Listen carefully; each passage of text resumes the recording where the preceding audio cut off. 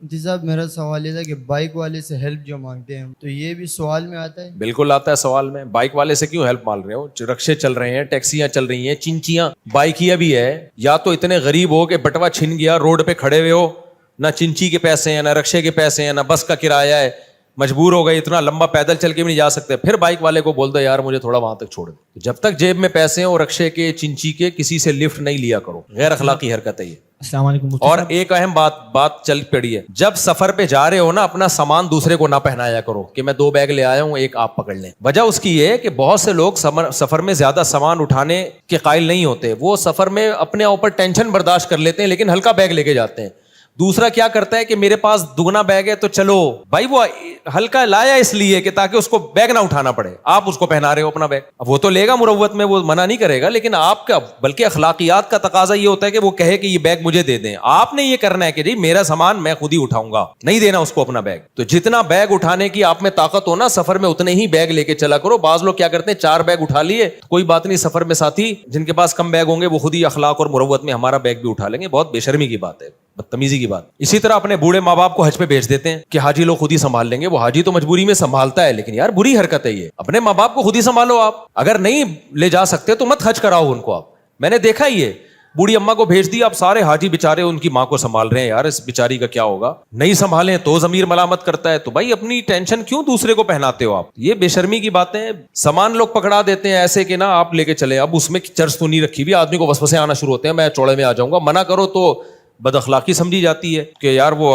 اگلا بولے گا یار دیکھو مفتی صاحب ہیں اور بیگ نہیں اٹھا رہے, ہمارا ریلیشن ہے. بھائی آپ کتنے ایسے کیسز ہوئے ہیں, ایک وسوسہ تو آ جاتا ہے نا دل میں, تو ایسا کیوں کسی کو ٹینشن میں ڈال رہے ہو؟ میں کبھی بھی الحمدللہ اتنا سامان لے کے چلتا ہی نہیں ہوں. مجھے پتا ہوتا ہے میرے بندہ میرے ساتھ جا رہا ہے, خالی بھی ہوگا نا, میں نہیں کبھی اتنا سامان لے کے جاتا کہ مجھے اس کو سامان پکڑانا پڑے. ہاں وہ خدمت میں زبردستی لے لے تو ایک الگ بات ہے, لیکن ہم اتنے لمبے لمبے میرے سفر ہوتے ہیں, میرا بیگ اٹھا کے دیکھو گے نا آپ کو لگے گا صرف بیگ ہی کا وزن ہے لیکن اندر خالی ہوتا ہے. سمجھ رہے ہو کہ نہیں سمجھ رہے؟ بالکل ایسے ہوا ہی, بس شو مارنے کے لیے بیگ ہے. ورنہ بہت دفعہ تو میں ایسے ہی جا رہا ہوتا ہوں. میں جب امریکہ گیا تھا نا تو ایک تھیلے میں 2 کپڑے ڈالے, اور تو شکر ہے گھر والوں نے مجھے روک لیا کہ نہیں یہ بیگ ہے اور ایسے ہے. میرے والد صاحب حج کر کے آئے تھے ایک تھیلے میں.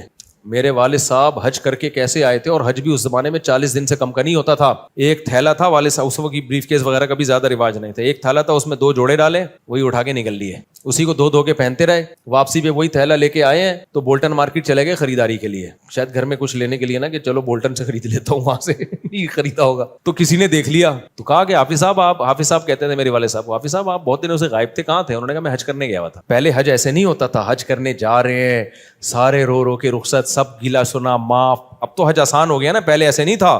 حاجی صاحب جا رہے ہیں اور ایئرپورٹ پہ پبلک اور جناب کہا سنا سب معاف, لائٹیں لگا کے, پھر جب آ رہے استقبال کے لیے لوگ کھڑے ہوئے رو رہے ہیں, ہار پھول پہنا رہے ہیں. ہمارے ابا ایسے ماشاءاللہ سادہ طبیعت کے تھے, نہ جانے کا کسی کو بتایا نہ آنے کا کسی کا, ایسے پتلی گلی سے گئے حج کر کے. پتلی گلی سے ہلکے رہو, یہ میں شو مارنے کے لیے نہیں بتا رہا, نہ دوسرے کو ٹینشن دو اور نہ خود ٹینشن, ہنسی خوشی زندگی گزارو.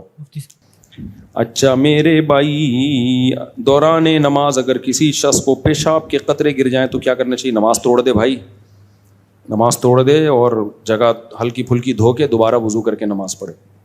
اگر کسی کے گھر کے قریب مسجد ہو, اتنی قریب کہ جماعت سے نماز پڑھنے کی آواز آتی ہو, گھر میں موجود عورتیں اس آواز کے ساتھ نماز ادا کر سکتی ہیں؟ نہیں, ایسا نہیں ہو سکتا کہ یہاں جماعت ہو رہی ہے اس گھر میں آپ اقتدا کی نیت کر لو. اس کے صرف دنیا میں غامدی صاحب ہی قائل ہیں آن لائن جماعت کے.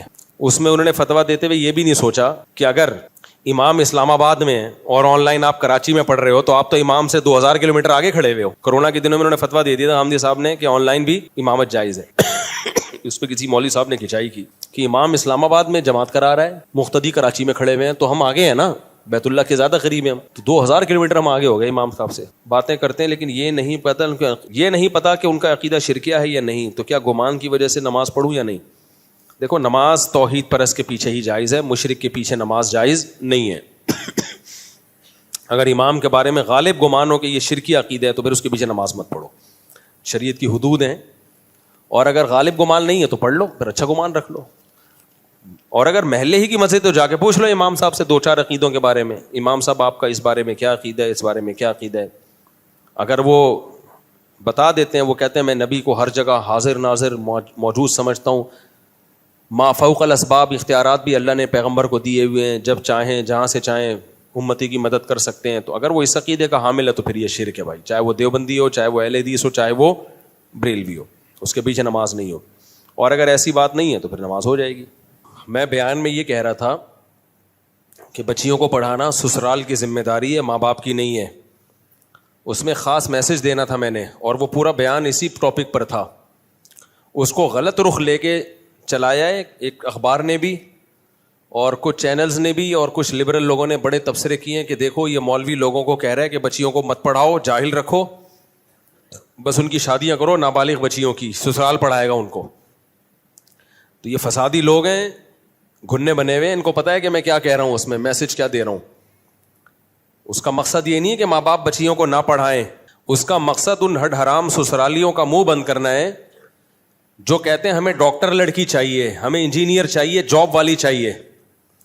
پھر وہ ڈاکٹر جب کلینک میں جاب کرتی ہے, وہ سسرال اس کی کمائی کھاتا ہے بیٹھ کے, شوہر بھی کھاتا ہے, سسرال بھی کھاتا ہے. ان بچیوں کے بارے میں نے بولا ہے کہ جس سسرال کو بہو کی کمائی کھانی ہے نا, اس کو پڑھا کے, تو اس کی پڑھائی بھی کس کی ذمہ داری ہے؟ سسرال کی ذمہ داری ہے, ان ہڈ حراموں کی ذمہ داری ہے. تو آدھا بیان لے کے ان بے غیرتوں نے چلایا ہے. میں گالیاں اس لیے دے رہا ہوں کہ مجھے بہت غصہ آیا اس پہ جو غلط میسج دیا ہے. اس کا مطلب یہ نہیں ہے کہ آپ اپنی بچیوں کو پڑھائیں نہیں یا اپنی بچیوں کو جاہل رکھیں. اگر یہ مطلب ہوتا تو میں اپنی بچیوں کو نہ پڑھاتا. میں تو پڑھا رہا ہوں اپنی بچیوں کو, میری ساری بچیاں الحمدللہ پڑھ رہی ہیں, سب پڑھ رہی ہیں. جو بھی ایجوکیشن میرے بس میں ہے میں ان کو دے رہا ہوں, جتنی بھی. ایک ہر آدمی کا معیار مختلف ہوتا ہے, کسی کے پاس زیادہ پیسے ہوتے ہیں, کسی کے پاس کم پیسے ہوتے ہیں, کوئی درمیانے درجے کے ہوتے ہیں. تو جو بھی جس کو بھی اللہ نے جتنی گنجائش دی ہے تو ہم اس کے خلاف نہیں ہیں. ہم اس پڑھائی کے کہ جس کا مقصد آگے جاب ہو, پیسے کمانا ہو. تو سسرالی کیا کر رہے ہیں, وہ کہہ رہے ہیں کہ بھائی ہمیں ریڈی میڈ ڈاکٹر چاہیے, اور ان کی مقصد یہ نہیں ہوتا ہے ڈاکٹر آئے گی تو انسانیت کی خدمت کرے گی تو ہمارا نام بلند ہوگا. ان کا کہتا ہے آئے گی پیسہ کمائے گی. تو ایسے موقع پہ میں نے کہا اپنی بچیوں کی نا شادی ٹائم پہ کر دیا کرو. بولو جتنا ہم نے پڑھانا تھا پڑھا دیا ہے, اب اگر آپ کو ریڈی میڈ ڈاکٹر نہیں ملے گی. اب آپ کو اگر ڈاکٹر بہو چاہیے تو آپ اس کو ڈاکٹر بنا لو آگے. تو یہ مقصد ہے اس کا. مقصد یہ نہیں ہے. نابالغ بچیوں کی شادیوں کا تو میں قائل ہی نہیں ہوں. یہ تو ایسے ہی میرے اوپر خام خام الزام لگا دیا. میں ایک ملفوظ آپ کو سناتا ہوں تاکہ ان سیکولر اور لبرل لوگوں کی زہریلی سوچ کا آپ کو پتا چلے کہ یہ آپ کو کہاں لے کے جا رہے ہیں. تو یہ سمجھتے ہیں مولوی لوگ بڑے ظالم ہوتے ہیں عورتوں پہ, بڑے مولوی یوں کرتے ہیں بچیوں پہ ظلم, اور نابالغ بچیوں کی شادیاں کر دیتے ہیں اور ایسے کر دیتے ہیں. آپ جاؤ مولویوں کے جو سچی مچی کے مولوی ہیں, ابھی گھروں میں جا کے دیکھو, ان کے یہاں بیٹیوں کو جو عزت ملتی ہے, بیٹیوں کی پیسوں پہ نظر نہیں ہوتی. ان کے مناسب جگہ شادیاں ہوتی ہیں, پھر ان کی فکر ہوتی ہے ان کی پڑھائی کی, تربیت کی, محبت ہوتی ہے ان کے گھروں میں. باپوں کو بیٹیوں سے محبت ملتی ہے, ان کے گھروں میں تو باپوں کو نہیں مل رہی ہوتی. وہ بچی جو اسکرٹ پہن کے باپ کو ٹاٹا کرتے ہوئے جا رہی ہے, نہ سر پہ دوپٹہ باپ کے سامنے, سینے کھلے ہوئے ہیں, وہ باپ کا کیا احترام کرے گی یار. بیٹی پراپر ڈریس میں اچھی لگتی ہے نا, پیار آتا ہے اس کے اوپر. بیٹی, مجھے ایک آدمی نے بتایا کہ میں نے اپنی بچی کو پڑھایا, یونیورسٹی بھیجا, کہہ رہے اتنی ماڈرن ہو گئی ہے یار, اسکرٹ پہنتی ہے, سر پہ دوپٹہ بھی نہیں لیتی, سلیو لیس کپڑے. میرے کہتے ہیں باپ بتا رہا ہے, رو رہا ہے, کہہ رہے میرے سامنے اسی ڈریس میں آ کے بیٹھتی ہے. کوئی روک ٹوک کروں, کہہ رہے نہیں, بوائے فرینڈ رکھے ہوئے اس نے. کہہ رہے ہم نے تو کالج میں, یونیورسٹی میں, کہہ رہے میں خود دینی تنظیم کا ہوں, میں پردے کا قائل ہوں, میں گھر میں پردے کا ماحول چاہتا ہوں. میں نے تعلیم کے لیے بیٹی کو یونیورسٹی بھیجا, تعلیم تو آئی نہیں آئی, لیکن یہ آ گیا کلچر. تعلیم کا کوئی بھی خلاف نہیں ہے بھائی, ہم خلاف اس کلچر کے ہیں جو آپ یونیورسٹیوں میں. تبھی تو جامعۃ رشید نے غزالی یونیورسٹی بنائی ہے کہ پڑھانا. تو اگر جامعۃ رشید لڑکیوں کی تعلیم کا خلاف ہوتا, غزالی یونیورسٹی تھوڑی بناتا وہ. اور سب سے زیادہ لبرل لوگوں کی چیخیں نکل رہی ہیں اس پہ کہ مولوی یونیورسٹی کیوں بنا رہے ہیں. ان کو پتا ہے نا کہ اب یہاں صرف تعلیم ہوگی, بے غیرتی اور بے حیائی بولو نہیں ہوگی. یہاں لڑکی آئیں گی, سیپریٹ انتظام ہوگا, ان کو فیمیل ٹیچر پڑھائیں گی اور تعلیم کو فوکس کریں گی, اور پڑھ کے پتلی گلی سے نکل جائیں گی. وہ جو تم نے بے حیائی کے اڈے کھولے ہوئے ہیں نا یونیورسٹیوں میں, لڑکوں کو لڑکیاں آ کے پڑھا رہی ہیں, لڑکیوں کو لڑکے آ کے پڑھا رہے ہیں, اور جو پروفیسروں کے کیسز ہمارے پاس آ رہے ہیں وہ ہمارے پاس ہی ہیں. وہ آپ کے پاس شکر ہے نہیں ہے, ورنہ ڈپریشن سے مر جاتے آپ. اس نے پوسٹ چلائی, کل میری کسی تقریب میں ملاقات ایک خاتون سے ہوئی, ایجڈ خاتون, جن کے ماں باپ نے بچپن میں یعنی بالغ ہوتے ہی ان کی شادی کر دی اور ان کی پڑھائی مکمل نہ ہو سکی. آج جب وہ ایجوکیٹڈ خواتین کو دیکھتی ہیں, ڈاکٹرز کو, انجینئرز کو, تو ان کے دل سے ایک آہ نکلتی ہے. نیچے کمنٹس میں واہ بالکل صحیح کہا آنٹی باجی آپ نے بالکل صحیح کہا, ماں باپ نے ظلم کیا, بالغ ہوتے ہی شادی کر دی. آج جب وہ ایجوکیٹڈ لڑکیوں کو دیکھ رہی ہیں تو ان کے دل سے کیا نکل رہی ہے, کاش میں بھی پڑھی لکھی ہوتی. رافع خان ہے نا, رافع خان, اس نے جواب میں پوسٹ چلائی. اچھا میں نے یہ پوسٹ پڑھی تو دیکھا جواب میں ایک اور پوسٹ آئی ہوئی ہے, میں نے دیکھا تو ہمارا ہی بھانجا نکلا وہ. اس نے جواب میں پوسٹ چلائی, کل میں کسی ایجڈ خاتون سے ملا. اس نے کہا جب وہ پھینک رہی ہے تو ہم بھی کیا کریں, لیکن لیسن تو صحیح جا رہا ہے نا. کہہ رہے کل میں کسی ایک ایجڈ خاتون سے ملا, اس خاتون نے کہا کہ میں نے بروقت شادی نہیں کی اور پڑھائی کو فوکس کیا. آج میری عمر 60 سال ہو گئی ہے, ریٹائر ہو گئی ہوں, کوئی پوچھنے والا نہیں. آج جب میں ان لڑکیوں سے ملتی ہوں جن کی بروقت شادی ہو گئی تھی, کوئی ان کو آپا کہہ رہا ہے, کوئی کسی کی وہ ماں ہے, اس کی بہویں بھی ہیں, اس کے داماد بھی ہیں, اس کے پوتے بھی ہیں, اس کے نواسے بھی ہیں, اس کے بھائی بھی, اس کی بہنیں بھی, پورا ایک پریوار ہے, پورا ایک خاندان ہے. تو ان خواتین کو دیکھ کے میری آہ نکلتی ہے. میں فون کرتا نہیں ہوں, اس کو میں نے فوراً فون گھمایا رافع کو, میں نے کہا پٹھا تیار ہو گیا ہے, میں مروں گا اب مجھے غم نہیں ہے. یہ بہت ٹائم لگا ہے یہ ذہن بنانے میں. میں نے کہا اب میں مروں گا مجھے غم نہیں ہے. مارکیٹ میں بندے ہماری سیٹ سنبھالنے کے لیے تیار ہیں. نظریہ کانسیپٹ صحیح ہو گیا نا الحمدللہ. دیکھو ابن تیمیہ رحمہ اللہ تعالیٰ کیا فرماتے ہیں, باطل کے تیروں کا رخ جہاں ہونا زیادہ, سمجھ لو حق کیا ہے, یہی ہے. دیکھو ان کو تمہاری نماز سے کوئی مسئلہ نہیں ہے, مغربی طاقتوں کو روزے سے کوئی مسئلہ نہیں ہے, ان کو تمہارے سسٹم سے مسئلہ ہے, اور سسٹم میں سب سے زیادہ فوکس یہ فیملی سسٹم کو تباہ کرنے میں لگا رہے ہیں. ان کو پتا ہے ان کا مذہب بھی بچا ہوا ہے خاندانی نظام کی وجہ سے, ان میں بڑوں کا احترام ہے خاندانی نظام کی وجہ سے, ان میں سخاوت ہے خاندانی نظام کی وجہ سے, ان میں برائیوں کا ریشو کم ہے, چرس ہیروئن شراب ہماری سوسائٹی میں نہیں ہے. کس کی وجہ سے, خاندانی نظام کی وجہ سے. اس لیے وہ جتنا پیسہ اور میڈیا کے ذریعے خاندانی نظام کو توڑنے پر لگا رہے ہیں نا, اور خاندانی نظام ٹوٹتا ہے عورت سے, مرد سے نہیں ٹوٹتا. عورت کو شادی سے روک دیا جائے بس کافی ہے. جب بیوی ملے گی کیا کرے گا وہ, عورت کو روک دو کہ شادی نہیں کرنی. جب شادی نہیں کرنی ہے تو مرد میں بھی خواہش ہے اور خواہش عورت میں بھی ہے, وہ بوائے فرینڈ بنائے گی. ایک ایک عورت کو 100 مرد زندگی بھر استعمال کریں گے اور اس کو پیسے دیں گے, طوائف بنے گی. کوئی کیا جو ہو رہا ہے ان ملکوں میں جا کے دیکھو, ایک پہلو تم نے دیکھا ہے, ہم اللہ کا شکر ہے بہت اچھی طرح سے گھوم گھام کے آ چکے ہیں. جو طوائف جو حالات ہیں نا وہاں کے, وہ اتنے اچھے نہیں ہیں جیسے آپ کو یہاں بتائے جاتے ہیں. برباد ہو گیا ہے معاشرہ. اب ان کے یہاں پیسہ ہی خدا ہے سب کچھ, پیسہ ان کے یہاں. ابھی ایک جاپانی کا واقعہ سامنے آیا, میں تبلیغ میں گیا نا, ایک بزرگ نے مجھے بتایا, وہاں ایک تاجر تھا, بزرگ نہیں تاجر, بزرگ ہی تھا بیچارہ, نیک آدمی تھا. کہتا ہے ابھی جاپانی ایک آیا میرے پاس کہ خودکشی کرنا چاہتا ہوں جاپان میں. یہ جاپان جاتے ہیں بزنس کے لیے. کہتا میں نے کہا کم بخت تو اتنا کما رہا ہے, چیپوں کر کے سمجھایا ہوگا, چاں چیپوں اتنا کما رہا ہے کروڑوں روپے, تو کیوں تو خودکشی کر رہا ہے؟ اس نے کہا یار میں گدھا بنا ہوا ہوں, مشینی, کمائے جا رہا ہوں, صبح اٹھتا ہوں یہ کام, دوپہر یہ کام, اور کوئی میری ایکٹیویٹی نہیں ہے. جاپان میں کمپٹیشن اتنا زیادہ ہے نا, آپ کے پاس اچھا موبائل اچھی گاڑی نہیں ہے, آپ کو چاہیے آپ خودکشی کر کے مر جاؤ, ایسی ناکام زندگی ہے. سب لوگ لون پہ ساری چیزیں نکال لیتے ہیں, بس آخرت تو ہے نہیں نا. ان کی کمپٹیشن اس میں کون زیادہ دولت مند ہے, بس موبائل کس کے پاس اچھا, گاڑی کس کے پاس اچھی, اس پہ پوری زندگیاں گزر رہی ہیں ان لوگوں کی, اور کچھ ہے ہی نہیں کرنے دھرنے کو. تو کہہ رہے یار میں ڈپریشن میں جا رہا ہوں. تو خیر یہ ان کو ریون لے کر آئے, خودکشی کا پکا ارادہ کر لیا تھا, پکا. تو جاپان میں تو جگہ میں نے ولاگ میں دکھائی نہیں ہے, پابندی ہے, ورنہ میں وہ جگہ دکھاتا جہاں ابھی بھی ہڈیاں نظر آتی ہیں. ہر تھوڑے دن میں کوئی جاپانی آیا ہوا ہوتا ہے مرنے کے لیے. گورنمنٹ نے ایک جگہ دی ہوئی ہے, کمبختوں مرو تو ادھر آ کے مرو, چیچڑے بیچڑے ادھر ادھر تم ٹرینوں کے آگے آتے ہو. وہ جو ڈرائیور ہے وہ بھی ڈپریشن میں جاتا ہے, وہ ٹرین بھی لیٹ ہو جاتی ہے, ہڈیاں وڈیاں گوشت کو اٹھانے میں ٹائم لگتا ہے.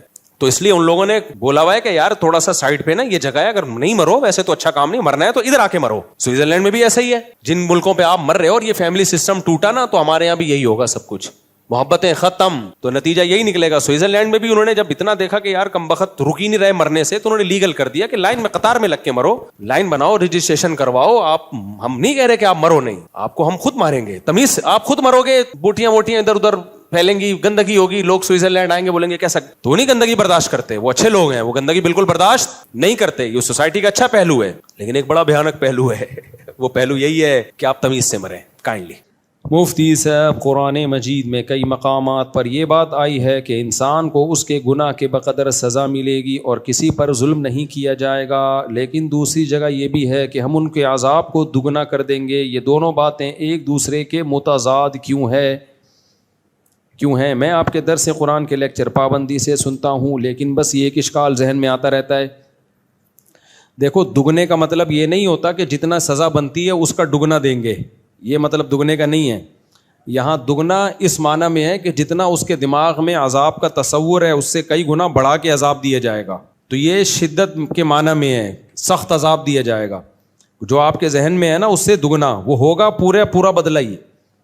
اس کی مثال ایسے، ایک آدمی نے جرم کیا، چوری کی یا کوئی جرم کیا، اس کے ذہن میں ہے کہ اس پہ اتنی سزا بنتی ہے، تو جج کہے گا اتنی نہیں بنتی، اس کی دگنی بنتی ہے جو تم سوچ رہے ہو۔ تو یہاں دگنا دگنے کے معنی میں نہیں ہے، یہاں دگنا ہے بہت سخت عذاب کے معنی میں، سخت عذاب ان کو دیا جائے گا، تو وہ سخت ہوگا ان کے گناہوں کا بدلہ۔ اب ایک اشکال ہوتا ہے کہ بھئی جتنا گناہ ہے اتنی سزا ہونا، سخت کیوں دیا جا رہا ہے؟ تو اس اشکال کا جواب قرآن میں ہی اللہ نے دیا ہے کہ جب ان کو یہ عذاب دیا جائے گا نا، وہ یہ سمجھیں گے کہ یہ تو بہت سخت عذاب ہے، تو اس کے مختلف جگہوں پہ اللہ نے مختلف جواب دیے ہیں۔ ایک جواب اللہ نے یہ دیا، ان الذین کفروا ینادون لمقت اللہ اکبر من مقتکم انفسکم، آج تمہیں اپنے اوپر جتنا غصہ آ رہا ہے، جب تم گناہ کرتے تھے ہمیں تم پر اس سے بھی زیادہ غصہ آتا تھا، تو تم اس کو ہلکا سمجھ رہے تھے، لیکن ہماری نظر میں یہ ہلکا گناہ نہیں تھا۔ اور ایک جگہ اللہ نے فرمایا کہ سورہ ملک میں ہے نا، کلما القی فیہا فوج سألہم خزنتہا، اللہ کہتے ہیں ہم نے ان کو جہنم میں ڈالیں گے جو غیظ و غضب سے کھول رہی ہوگی وہ جہنم کی آگ، تو جب اس میں ڈالیں گے نا تو پھر جہنم کے فرشتے بھی پوچھیں گے کہ اتنے سخت عذاب میں تم کیوں جا رہے ہو، کیا تمہیں کوئی ڈرانے والا نہیں آیا تھا؟ وہ کہیں گے بلا قد جاءنا نذیر، آیا تھا ڈرانے والا، فکذبنا وقلنا ما نزل اللہ من شیء، ہم نے انکار کر دیا اس کا۔ تو یہ سارے اشکالات کا جواب ہی ہے یہ قرآن میں نا، کہ ہم اتنی سخت سزا کیوں دیں گے؟ اس لیے کہ ان کا جرم ہلکا نہیں ہے، ان کا جرم بہت سخت ہے، ان کو بار بار اس جہنم سے ڈرایا گیا تھا، بتایا گیا تھا، پھر بھی یہ گناہ کرتے رہے ہیں، پھر بھی یہ برائیوں میں رہے ہیں، تو اس لیے اللہ ظالم نہیں۔ وما ظلمناہم، یہ تیسرا جواب ہے، وما ظلمناہم ولکن کانوا انفسہم یظلمون، اللہ کہیں گے ہم نے ظلم نہیں کیا، یہ خود اپنے اوپر ظلم کر کے آئے ہیں۔ تو یہ سارے جوابات اللہ نے یہی اشکال کے دیے ہیں کہ اللہ کی طرف سے ظلم نہیں ہوگا، اس کا عذاب ہی سخت ہے، اور سخت اس لیے کہ گناہ ہی سخت ہے تمہارا، تم ہلکا سمجھ رہے ہو، تو تمہارے ہلکا سمجھنے سے تھوڑی ہلکا ہو جائے گا یہ۔ دیکھو، جو کسی بندے کو قتل کر دے، اس کے بچوں کو یتیم کر دے، بیوی کو بیوہ کر دے، وہ پھانسی پہ لٹکنے پہ تیار ہوگا؟ کبھی بھی نہیں ہوگا۔ وہ لوگ بھی ترس کھا رہے ہوں گے، ہائے بیچارے کو کیوں لٹکا رہے ہو؟ تو کیا کہا جائے گا؟ بھائی اس نے جو جرم کیا ہے اس کے سائڈ افیکٹ دیکھو کیا نکلے ہیں، تو لہذا تمہیں ترس آ رہا ہے اس کے لٹکتے ہوئے، لیکن جب تم اس کے جرم کی نوعیت تمہیں پتہ چلے گی تو پھر تمہیں ترس نہیں آئے گا۔ تو اللہ بھی یہی کہیں گے کہ میں آگ میں جو ڈال رہا ہوں تمہیں ان پہ ترس آئے گا، آتا ہے دنیا میں کہ کیوں، لیکن جب تم دیکھو گے نا جن کرتوتوں کو یہ ہلکا سمجھ رہے تھے، اللہ کی نظر میں وہ ہلکے نہیں تھے۔ زنا ہماری نظر میں ہلکا ہو سکتا ہے، اللہ کی نظر میں زنا کرنا ہلکا جرم نہیں ہے۔ ماں باپ کو ستانا ہماری نظر میں ہلکا جرم ہو سکتا ہے، اللہ کی نظر میں ہلکا جرم نہیں ہے۔ چوری کرنا ہماری نظر میں ہلکا جرم ہو سکتا ہے، بعض ملکوں میں چند ڈالر چوری کرنے پر کوئی سزا ہی نہیں ہے، یہ قانون ہے۔ میں گیا ہوں بعض ملکوں میں، کہتے ہیں اگر اتنے ڈالر تک چوری کر لے تو کچھ بھی نہیں ہے۔ اسلام میں کیا ہے؟ ہاتھ کاٹنا۔ اب سوال پیدا ہوتا ہے اس ملک میں تو یہ سرے سے جرم ہی نہیں ہے، آپ ہاتھ کاٹ رہے ہو۔ بھائی آپ کے نظر میں نہیں ہوگا، چوری اللہ کی نظر میں چھوٹا جرم نہیں ہے۔ تو ہم تو جب اللہ سے پوچھیں گے نا تو اللہ خود جب بتائے گا کہ کیا ہلکا ہے کیا برا ہے کیا بھاری ہے، یہ اللہ بتائے گا۔ گورنمنٹ اپنے قانون بناتی رہے، لیکن اللہ کہتے ہیں میری نظر میں یہ ہلکا جرم نہیں ہے۔ سمجھتے ہو کہ نہیں سمجھتے؟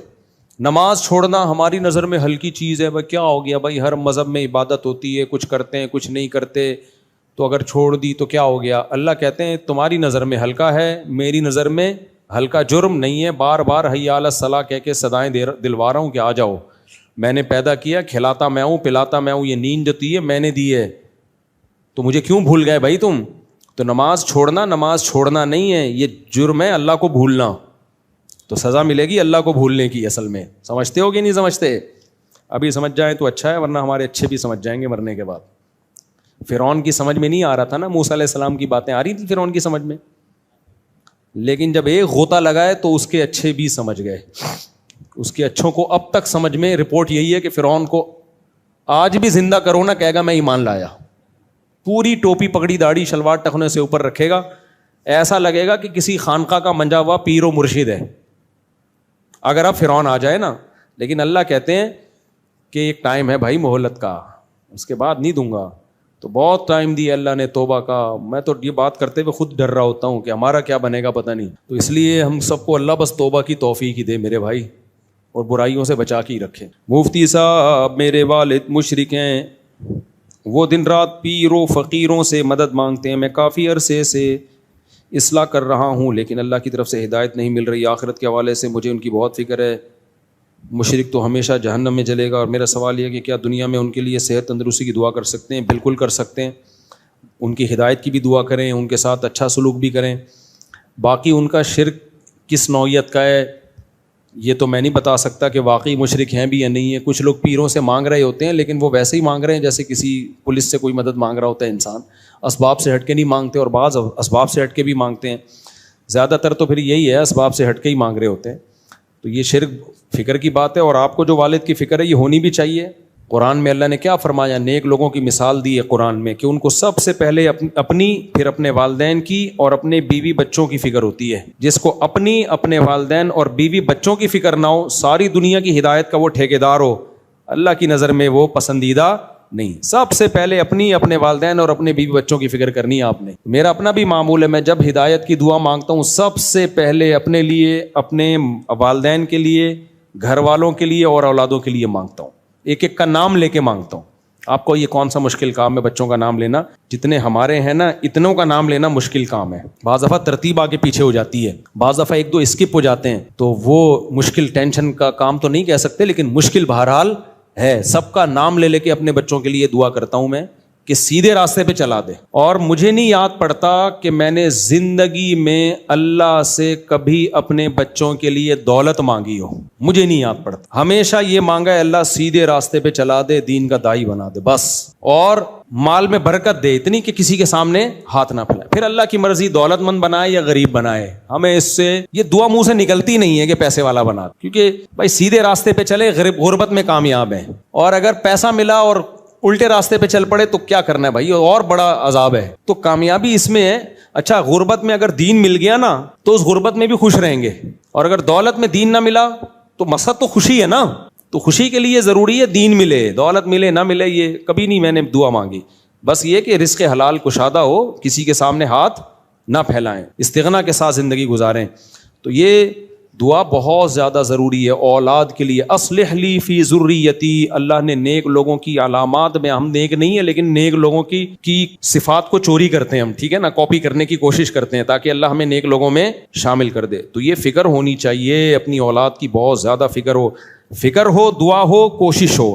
باقی بنے گی یا نہیں بنے گی نیک یہ اس کی گارنٹی نہیں ہے. تو ماں باپ کی بھی بہت فکر جیسے آپ کو ہے اچھی بات ہے, لیکن اتنی فکر نہ لیں کہ دماغ ڈپریشن میں جانا شروع ہو جائے, بلکہ اللہ کی تقدیر پہ راضی رہیں. ہمارے نبی صلی اللہ علیہ وسلم سے زیادہ کس کو فکر ہوگی؟ اپنے چچا ابو طالب کی. حضرت ابراہیم سے زیادہ کس کو فکر ہوگی؟ اپنے والد آزر کی. لیکن ان کو ایمان کی توفیق نہیں ملی, بس صبر کیا.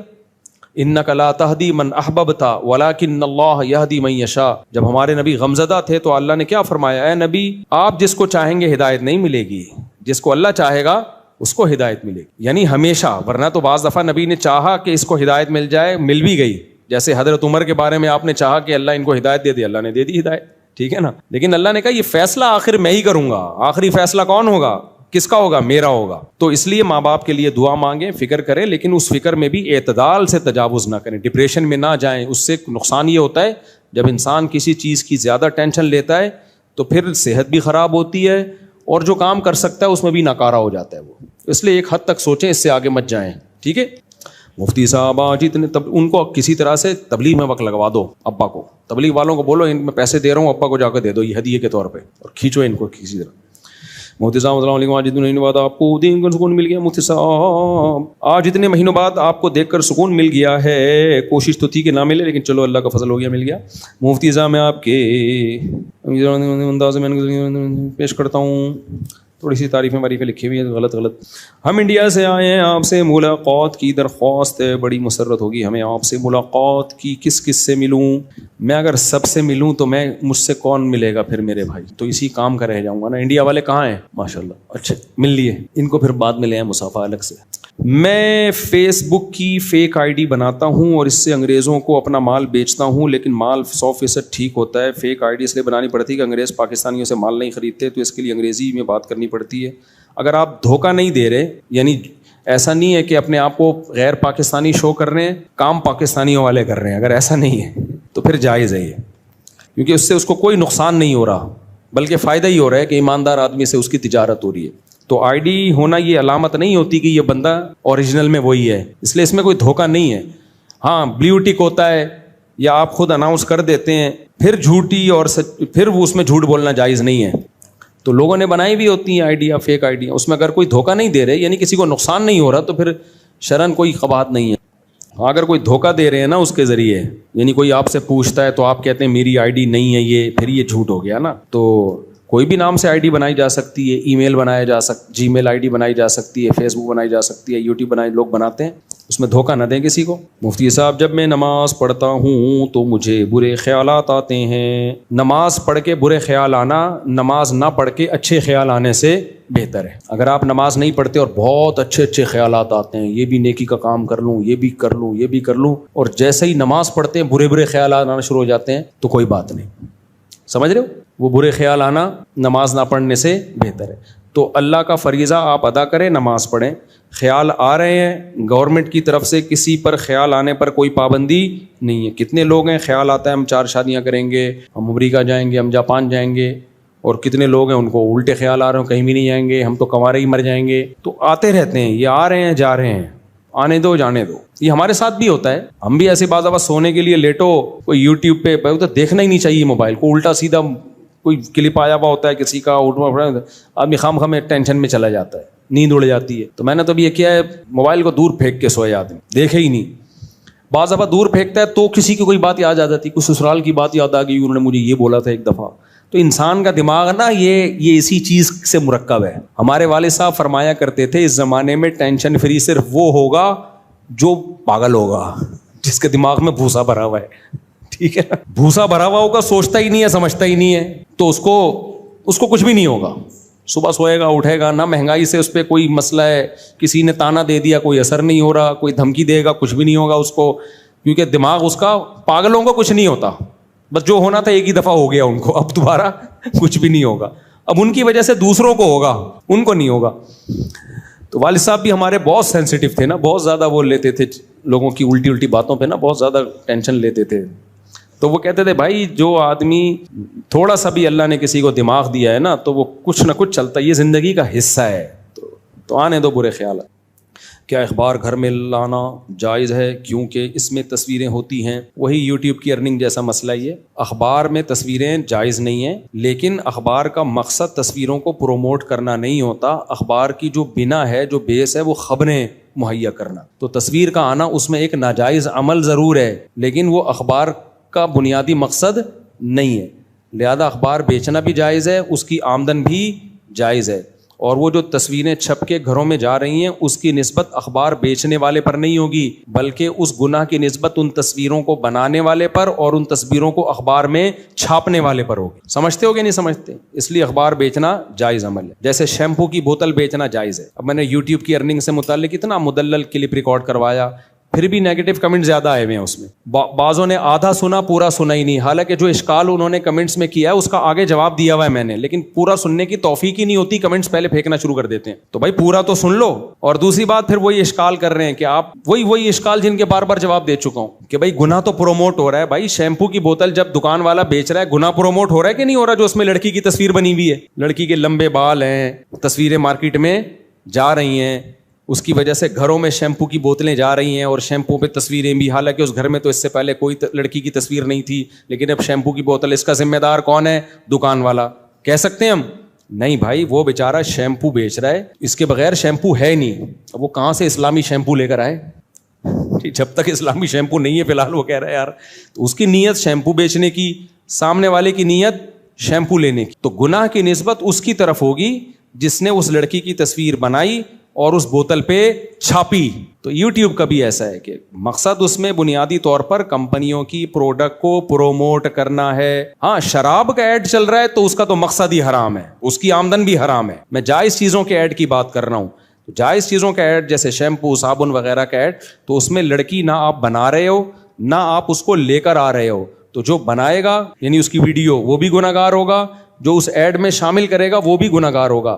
چلانے والے کا مسئلہ ایسا ہی ہے جیسے دکان پر کوئی شیمپو کی بوتل بیچنے والا. مدلل ریکارڈ میں کرا چکا ہوں, یہ ایسا نہ ہو اس کو شارٹ کلپ بنا کے چلا دیں, یہ پورا نہیں ہے, اس پہ اشکالات ہوں گے, پھر وہی اشکالات. تو اس کا آخری حل یہی ہے کہ بھائی جب علماء میں اختلاف ہے تو احتیاط یہ کہ نہ کرو, اور یعنی کوئی سمجھتا ہے کہ اس میں تقوی نہ کرنے میں تو نہ کریں, کوئی پابندی تھوڑی ہے. ہم نے یہ تو نہیں کہا کہ یوٹیوب کو مونیٹائز کرنا واجب ہے اور اس سے پیسے کمانا فرض ہے, ٹھیک ہے نا, تو یہ تھوڑی کا ہے تو نہ کرو بھائی, اچھی بات ہے اگر کوئی نہیں کرتا.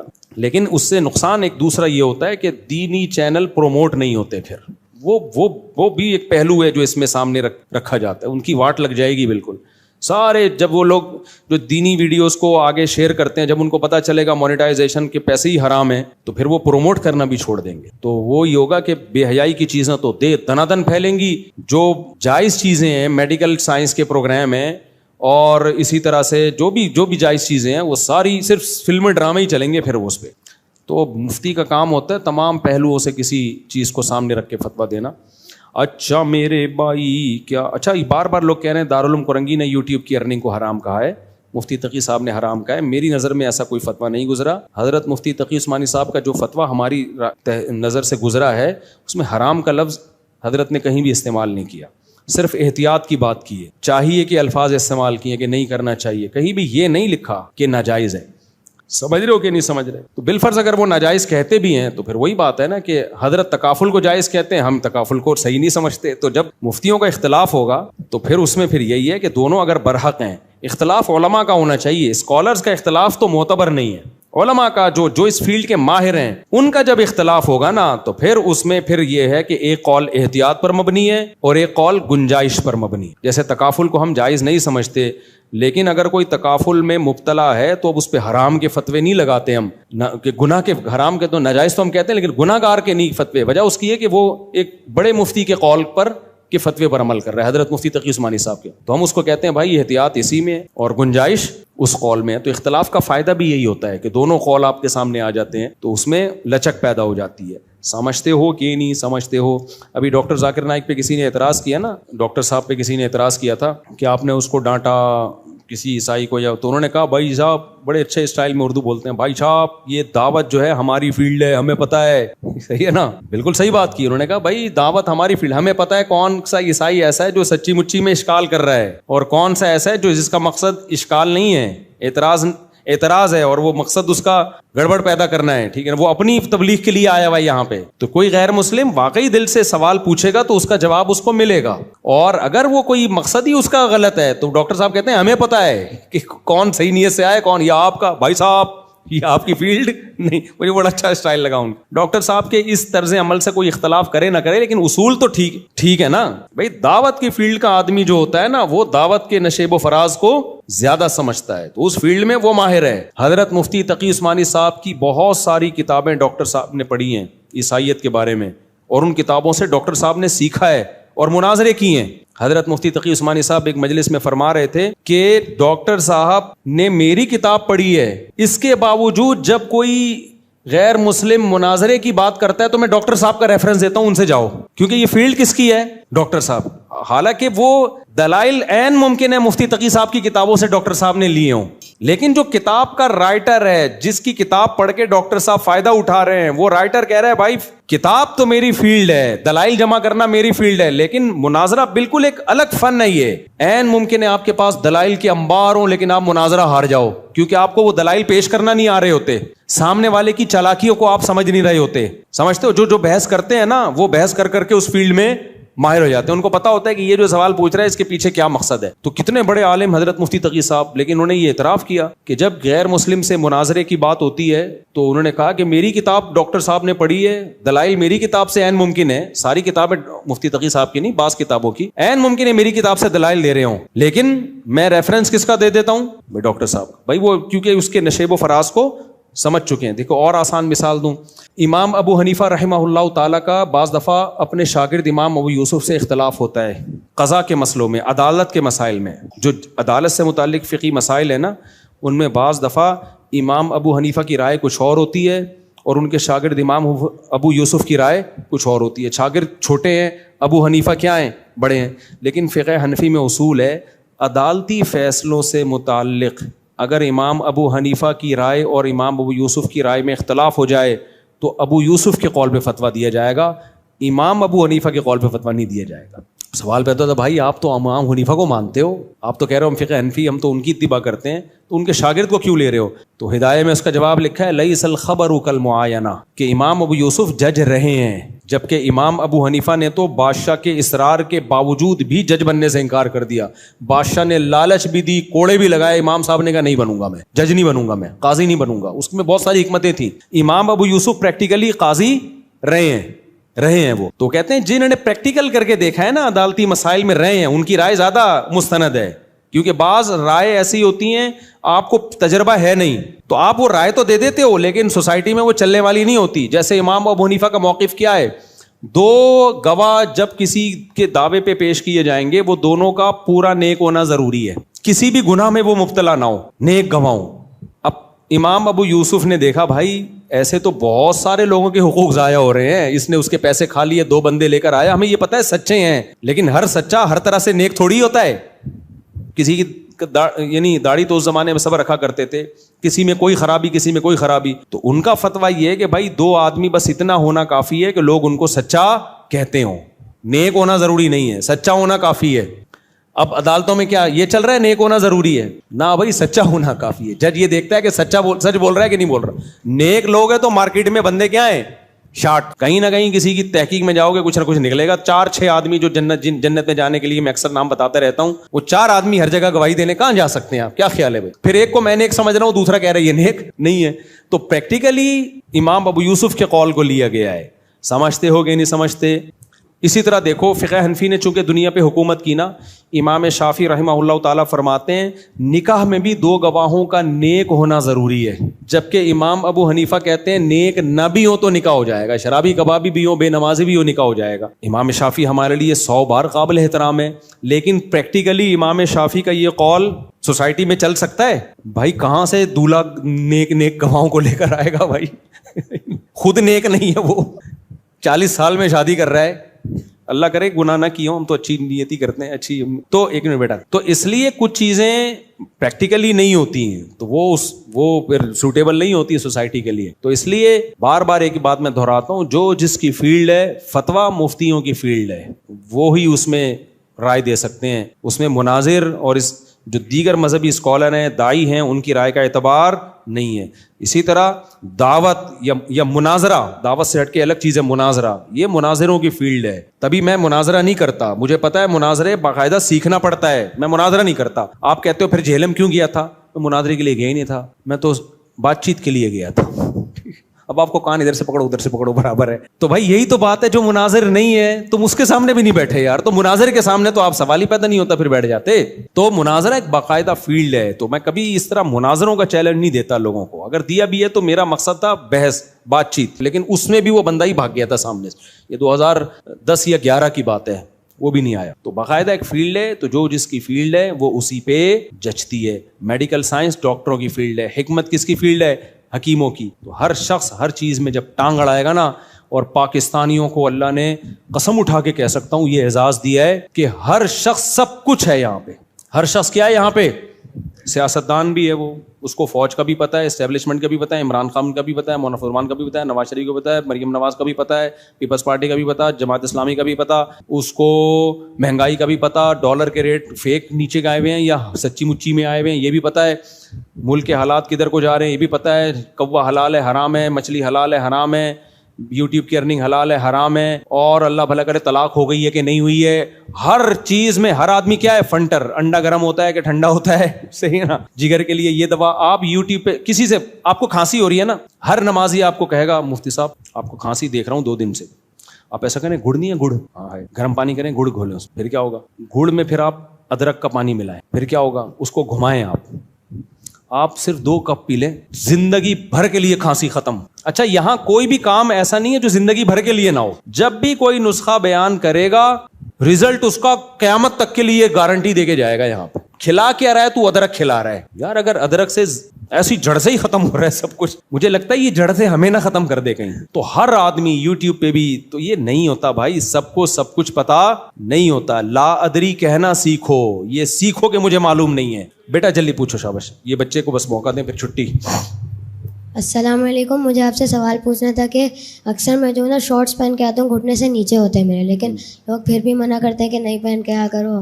ہاں کہہ رہے, بچہ پوچھ رہا ہے, اکثر بچے شارٹس پہن کے آتے ہیں جو گھٹنے سے نیچے ہوتے ہیں, پنڈلیاں کھلی ہوئی ہوتی ہیں, پھر بھی بڑے انکل منع کرتے ہیں کہ نہیں پہن کے آیا کرو. دیکھو بیٹا, بچوں کو تو پراپر ڈریس پہننا چاہیے نا, چھوٹے بچوں کو خاص طور پہ. گھٹنے تک بھی کسی نے ایریا چھپا لیا تو نماز ادا ہو جائے گی, لیکن بچوں کو بہرحال پورے کپڑے ہی پہنائیں. تو وہ جو انکل کہتے ہیں نا پورے کپڑے پہنا کے آیا کرو, تو وہ غلط نہیں کہتے, ٹھیک ہے, پورے کپڑے پہن کے آ جایا کرو. بسم اللہ الرحمن الرحیم. میرے اپنے کاروباری دوست کے ساتھ کاروباری دوست نے میرے ساتھ بہت لمبا سوال ہے, نہیں پڑھا جا رہا. میں امریکہ میں تھا, ایسی میرے پاس سوال آئے, میں نے پوری تجوید کے ساتھ پڑھا نا, انہوں نے کہا نہیں ویسے ہی پڑھیں جیسے انڈا بوڑھے پہ پڑھتے ہیں آپ, لوگوں کو اس کی عادت ہو گئی ہے. یہ سوال دفتر میں جمع کرا دیں, ریٹن میں اس کا جواب لکھ دیں گے. مفتی صاحب میری امی کا انتقال 23 اگست 2004 کو ہوا, دعا کروا, دل سے دعا ہے جی, اللہ تعالیٰ آپ کی والدہ کی مغفرت فرمائے اور آپ سب کو صبر جمیل کی توفیق عطا فرمائے. میری امی کا انتقال جمعے کے دن ہوا اور امی نے 2 مرتبہ کلمہ بھی پڑھا تھا. وفات ہونے سے پہلے اس کی کیا فضیلت ہے؟ من کان آخر کلامہ لا الہ الا اللہ دخل الجنہ. نبی صلی اللہ علیہ وسلم نے فرمایا جس کا آخری کلام لا الہ الا اللہ تھا وہ جنت میں داخل ہوگا. لیکن بہرحال علماء نے اس حدیث کی تشریح میں لکھا ہے کہ اس سے وہ مراد ہے جو کبیرہ گناہوں سے بچتا ہو, تو اس طرح کی حدیثوں کا یہ مطلب ہوتا ہے. لیکن بہرحال حدیث کے ظاہری الفاظ یہی ہیں, اللہ کی رحمت سے امید لگائی جا سکتی ہے کہ شاید اللہ تعالیٰ, کیونکہ یہ بھی توفیق بھی ملنا بڑی بات ہے. موت کے وقت جو ہے نا اچھی حالت میں موت ہونا, یہ اللہ کی بہت بڑی نعمت ہے. اس سے پناہ مانگا کرو کہ فلم دیکھتے ہوئے یا کوئی الٹا کام کرتے ہوئے موت آ جائے, اس سے پناہ مانگا کرو اللہ تعالیٰ. الٹے کام پہ آپ لوگ بہت ہنس رہے ہو, تو جو ہے پناہ مانگا کرو اللہ تعالیٰ کی. تو کوئی اچھے کام پہ نماز پڑھتے ہوئے, روزہ رکھتے ہوئے, اماں کے پاؤں دباتے ہوئے موت آئے نا, ابا اماں کے, تو یہ اچھی موت ہے. مفتی صاحب یہ ہو گیا میرے بھائی وفات. اچھا میں اپنی والدہ سے بہت اٹیچ تھا. میری امی کینسر کی مریضہ تھیں, میں ان کی تمام دیکھ بھال کرتا تھا, کوئی نہیں تھا. مجھے ان کے آخری لمحات یاد آ رہے ہیں. تو یہ والدین کا ٹاپک ایسا ہے نا کہ یہ میرے سامنے چھیڑا ہی نہیں کرو, سمجھ رہے ہو. تو دیکھو یہ اب موت تو ہو گئی, لیکن آپ کے لیے بھی اچھی موت ہے کہ آپ نے والدہ کی خدمت کی آخری عمر میں. تو جب والدہ کی خدمت کی تو مرنا تو تھا ہی نا, تو کتنی اچھی موت ہو گئی کہ آپ کو خدمت کی توفیق مل گئی. خدا نخواستہ کوئی جھگڑا ہو جاتا, کوئی اونچ نیچ ہو جاتی, وہ ناراض چلی جاتی ہیں, آپ ساری زندگی ایک غم رہتا. تو جو کام ہو جائے نا اس پہ پھر نہیں غم کرنا چاہیے. اس میں شریعت نے کہا ہے جو ہوا بہتر ہوا, تو بچانے کی پوری کوشش کرنی چاہیے. لیکن موت ہو گئی تو اب اس پہ صبر کرو, بولے یار چلو اب خدمت کا موقع تو مل گیا نا. اسلام میں غم منانا, سوچ کے غمگین ہونا, اس کی کوئی فضیلت نہیں ہے. اسلام میں یہ کہ خوش رہنا سیکھو. ہاں اللہ کی طرف سے کوئی غم آ رہا ہے تو ایک الگ بات ہے. تو اسلام آپ کو غم زدہ دیکھنا پسند نہیں کرتا, اسلام آپ کو خوش رہنا. اسلام کہتا ہے بس ایک غم ہونا چاہیے, وہ کیا ہے؟ آخرت کا. اس کی شریعت میں فضیلت ہے. باقی اپنی زندگی وہ غم لیس بناؤ. آج ایک بندہ آیا, جیسے بعض خواتین آتی ہیں نا, شوہر بہت ٹینشن دے رہا ہوتا ہے, میں ان کو کہتا ہوں شوہر لیس ہو جاؤ فوراً, ٹینشن لینے کا نہیں. میں نے کہا شادی سکون کے لیے کی تھی نا, جب سکون ہی نہیں مل رہا تو میاں لیس, اس کو طلاق مانگو, اس سے کوئی بھی طریقہ اختیار کرو جان چھڑانے کا. تو کیونکہ بھائی اپنے سکون کے لیے کی ہے نا, ٹینشنوں کے لیے تھوڑی. ہاں تھوڑی بہت ٹینشن تو ہر گھر میں ہوتی ہے. اسی طرح ایک بندہ آیا, وہی چماٹ والا نا, ایک چماٹ لگایا تو بیوی نے 4 چماٹ لگا دیے. اور پتہ نہیں کیا کیا ہو رہا ہے. آپ لوگ کبھی میرے ساتھ خوشبو لگا کے آؤ, کبھی بیٹھو. اب ظاہر لوگوں کے راز فاش ہوتے ہیں, اس لیے میں یہ باتیں کرتا نہیں, اور میرا مقصد کسی کا مذاق اڑانا نہیں ہوتا. سب کے ساتھ ایسا ہو سکتا ہے, لیکن میں صرف بتا رہا ہوں کہ سوسائٹی مارکیٹ میں ہو, واٹس گوئنگ آن, مارکیٹ میں ہو کیا رہا ہے. تو ایسے موقع پہ پھر میں لوگوں کو ڈیورس کا مشورہ دے رہا ہوتا ہوں کہ بھائی جب اتنی نوبت ہے تو فارغ کرو میرے بھائی. پھر صبر کا فائدہ نہیں ہے ایسے موقع پہ, کیونکہ شادی سکون کے لیے کی جاتی ہے. تھوڑی بہت ٹینشنیں ہر گھر میں ہوتی ہیں, لیکن ٹینشنوں کی بھی ایک لمٹ ہوتی ہے. کچھ بھی نہیں سن رہی ہے, اپنے آپ کو ماتحت ہی نہیں سمجھ رہی ہے, تمہیں اس نے خانسامہ بنایا ہوا ہے, اس کو سمجھانے کی ایک لمٹ ہوتی ہے. 6 مہینے اماں کے گھر بٹھا دو, شاید کچھ دن کے بعد ہدایت مل جائے, پھر بھی نہیں مل رہی تو بھائی تمیز سے علیحدگی اختیار کرو. تو وجہ اس کی ہے کہ اللہ نے ہمیں غمزدہ رہنے کے لیے پیدا بولو نہیں کیا. غم ایک ہی ہونا چاہیے, وہ کون سا ہے؟ آخرت. تو خوش رہنا چاہیے انسان کو. اللہ کو خوش لوگ کیا ہیں؟ پسند ہیں. نبی حضرت ابو ہریرہ نے فرمایا کہ نبی صلی اللہ علیہ وسلم نے جب بھی مجھے دیکھا ہے زندگی میں, کبھی ایسا نہیں ہو کہ آپ نے مجھے دیکھا اور مسکرائے نہ ہو. حالانکہ نبی کا غم سب سے بڑا غم تھا نا, امت کی فکر تھی, لیکن اپنے ساتھیوں کے ساتھ ایٹیٹیوڈ کیا تھا آپ کا؟ جب بھی دیکھتے مسکراتے. اور ہم لوگ کیا ہیں؟ جب بھی دیکھو ایسا لگتا ہے کوئی نیا ٹینشن چل رہی ہے اس کے ساتھ, نئی ٹینشن چل رہی. خوش رہنا سیکھنا چاہیے, سمجھ رہے ہو؟ مسکراتے چہرے سے ملا کرو, ٹینشن فری. امریکہ میں $10 کی ایک چھولے کی پلیٹ ملتی ہے صبح ناشتے میں نا, پراٹھے کے ساتھ, جو لوکل ہوٹل, جو پاکستانی کے ہوٹل. $10 کا مطلب پتہ ہے کیا؟ 2750. مہنگائی وہاں ہے میرے بھائی, یہاں نہیں ہے. یہاں تو چھولے کی پلیٹ فری میں آ رہی ہوتی ہے, پراٹھا خریدو بعض دفعہ ویسی فری میں ڈال کے دے دیتا ہے. آپ ڈالر پہ ترس رہے ہو, تو وہاں خرچہ بھی تو ڈالر میں ہی ہو رہا ہے, سمجھ رہے ہو؟ تو اس لیے پاکستانی کرنسی میں اگر کما رہے ہو تو کھا بھی کس میں رہے ہو؟ اسی میں. وہاں جاؤ گے تو ڈالر میں کماؤ گے تو کھاؤ گی بھی کس میں؟ میں جاپان میں جو فاسٹ ٹرین میں بیٹھا ہوں نا, میں یہ زوم آپ کرو انجوائے, اس کا ٹکٹ پتا ہے کتنے کا تھا؟ جب مجھے پتا چلا میرے وہ چھوڑ گئے. میں نے کہا ٹانگا گدا ٹرکشا صحیح ہے میرے بھائی, یہ بس دکھانے کے ہیں. لوگوں کی جائیدادیں بک جاتی ہیں ان ٹرینوں میں, بہت لگژری لوگوں کا کام ہے وہ, بس وہ ڈرائیور ہی بیٹھے اس میں. تو بہت مہنگائی ہے, تو آپ بہت مزے میں ہو. اور وہاں ٹیکس اتنا ہے, آپ کی اگر 40 لاکھ تنخواہ ہے نا, 1 کروڑ آپ کی اگر تنخواہ, ایک مثال دے رہا ہوں تاکہ کیلکولیشن آسان ہو, تو 43 لاکھ روپے ٹیکس میں دینے ہیں آپ نے. یہاں اتنا ٹیکس تھوڑی ہے. پھر لوگ اس پہ خوش ہوتے ہیں, ہم ٹیکس دے رہے ہیں لیکن علاج ہمارا فری میں, بچوں کی تعلیم ہماری فری میں. فری میں کہاں ہے؟ 43% تنخواہ کاٹ لی تم سے انہوں نے, اب تمہیں فری میں تھوڑی دے رہے ہیں. آپ کی گورنمنٹ یہاں جتنی مرضی کرپٹ ہے, میں کوئی یہ نہیں کہہ رہا بہت نیک گورنمنٹ, جیسی مرضی ہے, اتنا ٹیکس نہیں ہے میرے بھائی. تنخواہ پوری آ رہی ہے آپ کے پاس, تو اس میں آپ اپنے بچوں کی فیس بھر لیتے ہو, وہ اتنی نہیں ہوتی, 43% نہیں ہوتی, وہ سمجھتے ہو آپ کے سارے خرچے نکل رہے ہوتے ہیں. نہیں آ رہی میرا خیال ہے بات. اور پھر زکاتیں بھی لوگ دے رہے ہوتے ہیں. تھوڑے سے گھننے بن جاؤ, اگلا پوری جائیداد نکال کے دے دیتا ہے. یہاں تھوڑا سا گھننا بننا آنا چاہیے, بس یہاں پریکٹس کرو تھوڑی سی. تو اس لیے اتنا ٹینشن والا بات نہیں. ہم کیوں وہاں جا کے فوراً واپس آتے ہیں؟ مزہ ہمیں کہاں آتا ہے؟ بہت اچھے کنٹری ہیں, امریکہ بہت اچھا ہے, جاپان بہت اچھا ہے, مزہ ہمیں کراچی میں ہی. اور یہ جو میں نے ابھی بیان میں کہا نا کہ خاموش, بالکل خاموش, یہ 4 دن خاموشی اچھی لگتی ہے, اس کے بعد کاٹنے لگتی ہے. یہاں ریلیشن ہے, آبادی ہے, ایک بندہ پنجاب والا ملے گا, ایک پشتو والا ملے گا, ایک بلوچی ملے گا, ایک فلانا, ایک میکینک ملے گا, ایک فلانا ملے گا, ایک ڈاکٹر ملے گا, ایک سائنٹسٹ ملے گا, ایک سیاستدان ملے گا. ہر آدمی ہوٹل میں بیٹھ کے ایسے لگے گا یہاں سارے ہی پہنچے ہوئے لوگ ہیں, گپ شپ کا ماحول ہے. یہ سب کچھ وہاں پر نہیں ہے. خاموشی خاموشی خاموشی. ابے 4 دن تک خاموشی اچھی لگتی ہے, اس کے بعد میں نے کہا یار کوئی تھڑے نہیں ہے یہاں پہ, کوئی تھڑے ہوں یہاں پہ, کوئی بیٹھے ہوئے ہوں, کوئی بیٹھک ہو, کوئی گپ شپ ہو نا, ختم. تو ایک رشتہ داروں میں ہوتی ہے, وہ بھی رشتے بھی کیا ہو رہے ہیں؟ ختم ہوتے جا رہے ہیں, وہ بھی شارٹ ہوتے جا رہے ہیں. تو بس ہر آدمی انڈیویجولی لائف گزار رہا ہے, تو ایسے تھوڑی, تو ایسے تو زندگی کا سکون تھوڑی ملے گا. بہت سی چیزیں ہمارے یہاں پازیٹیو ہیں میرے بھائی, بس دعا کرو ہمارے یہاں صفائی ہو جائے اور لا کچھ قانون مضبوط ہو جائے, تو ہم ان سے اب بہت آگے ہیں. یہ 2 ہی چیزیں نہیں ہیں, اور یہ 2 ہی انہوں نے بیڑا غرق کیا ہوا ہے ہمارا. لیکن جب وہ تو بیڑا گورنمنٹ نے غرق کیا ہوا ہے نا, ہم تو خوش رہنے پر اللہ نے ہمیں پابندی نہیں لگائی. تو آپ اسی کو انجوائے کرو. دیکھو اب کراچی میں برساتی کھڈے کتنے ہو گئے نا بارش ہوتے ہی. اچھا کلائمیٹ ایسا چینج ہوا ہے کہ بارش بھی عجیب قسم کی ہو رہی. ادھر آ رہا ہے کہ جی سمندری طوفان آ رہا ہے, اور واقعی آیا ہوا بھی ہوگا, اس کے پڑوس والے علاقے میں نلکے میں بھی پانی نہیں ہوگا. وہ کہہ رہے ہم تو سمجھ رہے تھے پورا طوفان آ رہا ہے, پانی پانی, اور ادھر نلکے میں بھی پانی نہیں ہے. عجیب کراچی کا وہ, یعنی بارش ایسے ہو رہی ہے, انڈا موڑ پہ ہو رہی ہے, کلندری چوک پہ نہیں ہو رہی. عجیب ہی سیٹ اپ چل رہا ہے, تو انجوائے کرو اس کو. تو وہ دیکھو کتنے کھڈے ہیں نا, وہ ٹک ٹاکر نے کیسا انجوائے کیا کراچی میں بارش میں, جو کھڈے اتنے بات پہ آپ کو چھلانگے مار کے. تو وہ اس نے اولمپک کی تیاری کر رہے ہیں نا گھر میں, لمبی لمبی چھلانگے مار رہے ہیں. ماں نے پوچھا اولمپک کی, کہہ رہے بعد میں پتا چلا یہ کراچی کے کھڈوں کو کراس کرنے کی ٹریننگ لے رہا ہے. میں نے کہا چلو اتنی ٹینشن میں اس نے, تو اس لیے جس حد تک ممکن ہے خوش رہنے کی کوشش کیا کرو. اللہ کو غمزدہ لوگ پسند نہیں ہے, ہر وقت دکھڑے, یہ ہو رہا ہے, فلانا ہو رہا ہے, ڈمکانا ہو رہا ہے. اور اللہ کو خوش لوگ پسند ہے. ہاں دکھ صرف ایک ہونا چاہیے, وہ کیا ہے بھائی, آخرت میں پتہ نہیں کیا بنے گا, اس کے علاوہ اللہ نہیں چاہتے کوئی دکھ ہو آپ کو. دوسری بات یہ کہ گھروں کے جھگڑوں کو بھی بڑھایا مت کرو. گھروں کے جھگڑوں کو, ہمارے ایک دوست تھے سفر میں, ان کا اپنی بیوی سے پھڈا ہو گیا, فون پہ طبیعت سے چل رہی ہے نا, تیری ایسی کی تیسی, وہ ادھر سے اس کو جواب آ رہا ہے, طبیعت سے پھڈا ہوا ان کا, اور اپنے دوستوں کو بھی بتا رہے ہیں میری بیگم نے یہ, ظاہر ہے سب کے سامنے ہو رہا ہے تو پتہ چلے گا نا دوستوں کو کہ یار کیا ہو گیا بے, یار میرا تیری بھابھی نے دماغ خراب کر کے رکھا ہوا ہے یار, یہ ہے ایسا نا. آدھے گھنٹے کے بعد نارمل بیٹھے ہوئے, چائے چل رہی ہے, گپ شپ چل رہی ہے گھر میں, بیگم اور بیگم, وہ میں آ رہا ہوں پرسوں. وہ دوست نے پوچھا بے آدھے گھنٹے پہلے تو ایسا لگ رہا تھا کہ طلاق ہو جائے گی تم دونوں میں, ابھی تھوڑی دیر میں ایسا لگ رہا ہے کہ کوئی مسئلہ ہی نہیں ہے. تو اس نے کہا یار میری عادت ہے 15-20 منٹ کے بعد پھڈے کو میں بھول جاتا ہوں.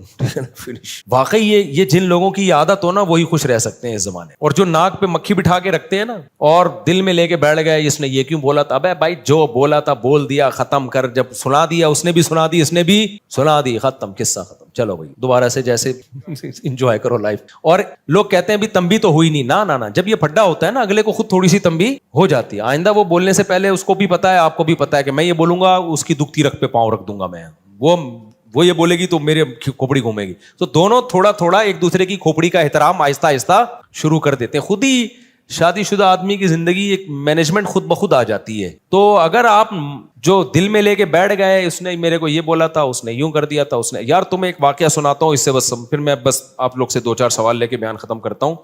اس سے بڑا کیا یعنی ایک طرح سے ظلم ہوگا کہ سیدہ عائشہ رضی اللہ تعالی عنہا پر جب تہمت لگی ہے نا, منافقین نے جھوٹی تہمت لگائی, اس میں حضرت مصطح رضی اللہ تعالی عنہ جو صحابی رسول ہیں وہ بھی اس پروپیگنڈے کا شکار ہو گئے تھے. وہ بھی منافقین کی باتوں میں آ گئے اور انہوں نے بھی حضرت عائشہ کے بارے میں یہ منافقین سے سن کے الفاظ کہے.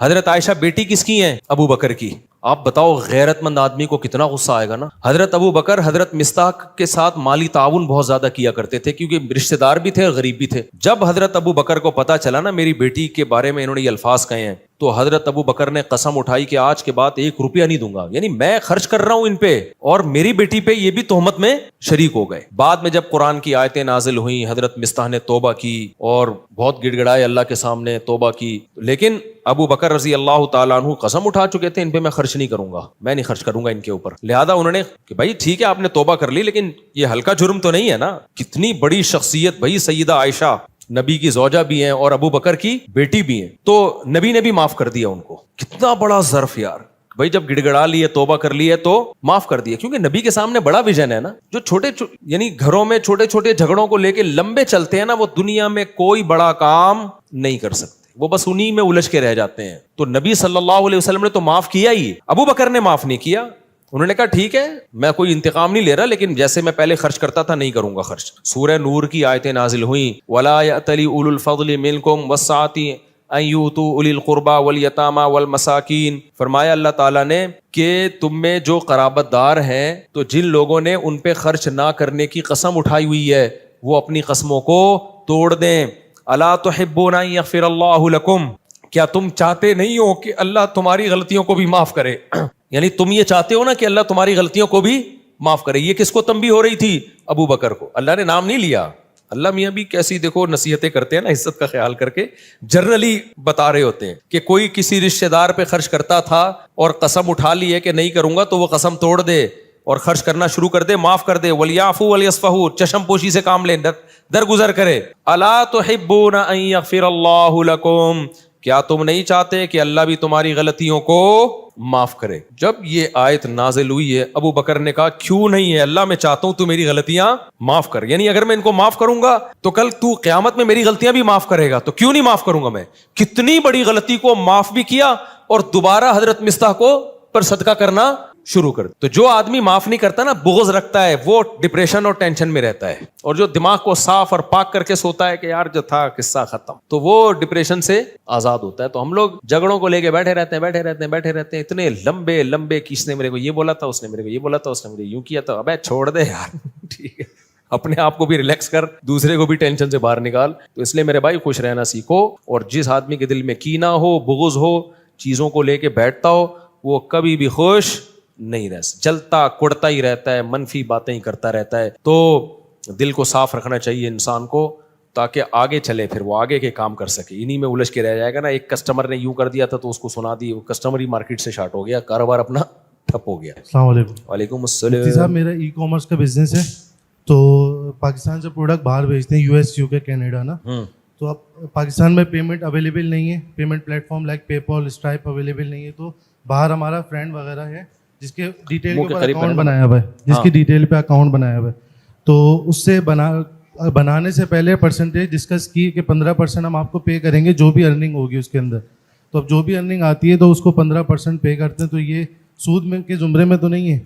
یعنی اس کا اکاؤنٹ آپ استعمال کر رہے ہیں؟ جی بالکل. اس کے اکاؤنٹ میں پیسے آتے ہیں جی, اور وہ اپنا اکاؤنٹ استعمال کرنے پر آپ سے جتنی بھی ٹرانزیکشن ہوگی اس کا 15% لیتا ہے پر ٹرانزیکشن. یہ آپ نے اس کو قرض دیا ہے اور آپ اس کو قرض دینے کا ہی, سود تو نہیں ہے یہ, سود نہیں ہے کیونکہ سود تو کہتے ہیں قرض دے کے نفع حاصل کرنا. ٹھیک. تو آپ نے تو اس کو اس کے اکاؤنٹ میں گویا اگر اس کو ہم قرض بھی سمجھتے ہیں نا, قرض دے کے الٹا اسی کو 15% دے رہے ہو آپ, تو یہ سود میں نہیں آتا. باقی یہ کہ یہ شرعاً جائز ہے یا نہیں ہے, تو دیکھیں اکاؤنٹ استعمال کرنے کا متعین پیمنٹ ہونی چاہیے. یہ جو پرسنٹیج کے حساب سے کر دیا نا, پرسنٹیج کے حساب سے جب پروفٹ ہوتا ہے جب ایک کی محنت ہو اور ایک کی انویسٹمنٹ ہو, تو یہ تو مزاربت بھی نہیں ہے اور مشارکت بھی نہیں ہے, یعنی دونوں کی پیمنٹ بھی نہیں ہے کہ اس میں ہم شرکت کوئی کاروبار ہو رہا ہو پیمنٹ ملا کے, نہ مزاربت ہے. تو محض اکاؤنٹ استعمال کرنے کا ایک متعین کرایہ آپ اس کو دے سکتے ہیں.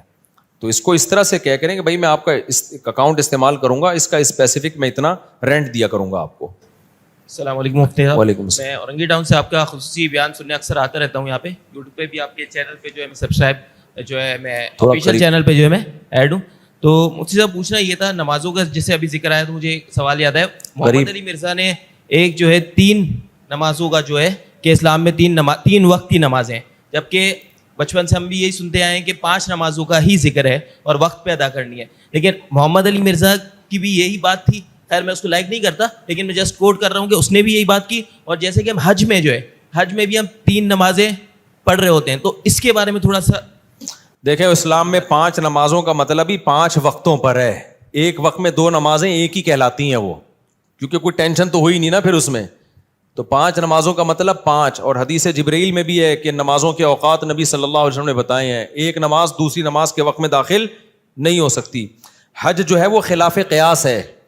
حج کے بہت سارے کام عقل سے اور عام روٹین سے ہٹ کے کرائے جاتے ہیں. ہمیں سلا ہوا کپڑا پہننے کی اجازت نہیں ہے, ہمیں خوشبو لگانے کی اجازت نہیں ہے, اور بھی بہت سارے کام ایسے ہیں. بال کاٹنے کی اجازت نہیں ہے, حالانکہ ناخن کاٹنے کی اجازت نہیں ہے, حالانکہ عام حالات میں تو ناخن کاٹنے کا حکم ہے. تو حج میں کچھ روٹین سے ہٹ کے کام کرائے جاتے ہیں. عبداللہ بن مسعود رضی اللہ تعالیٰ عنہ کی بخاری مسلم کی صحیح حدیث ہے. عبداللہ بن مسعود جو نبی کے سفر حضر کے ساتھی ہیں, فرماتے ہیں اللہ کے نبی نے کبھی بھی 2 نمازیں اکٹھی نہیں پڑھی ہیں سوائے حج کے موقع کے. کبھی بھی 2 نمازیں اکٹھی نہیں پڑھی ہیں آپ نے.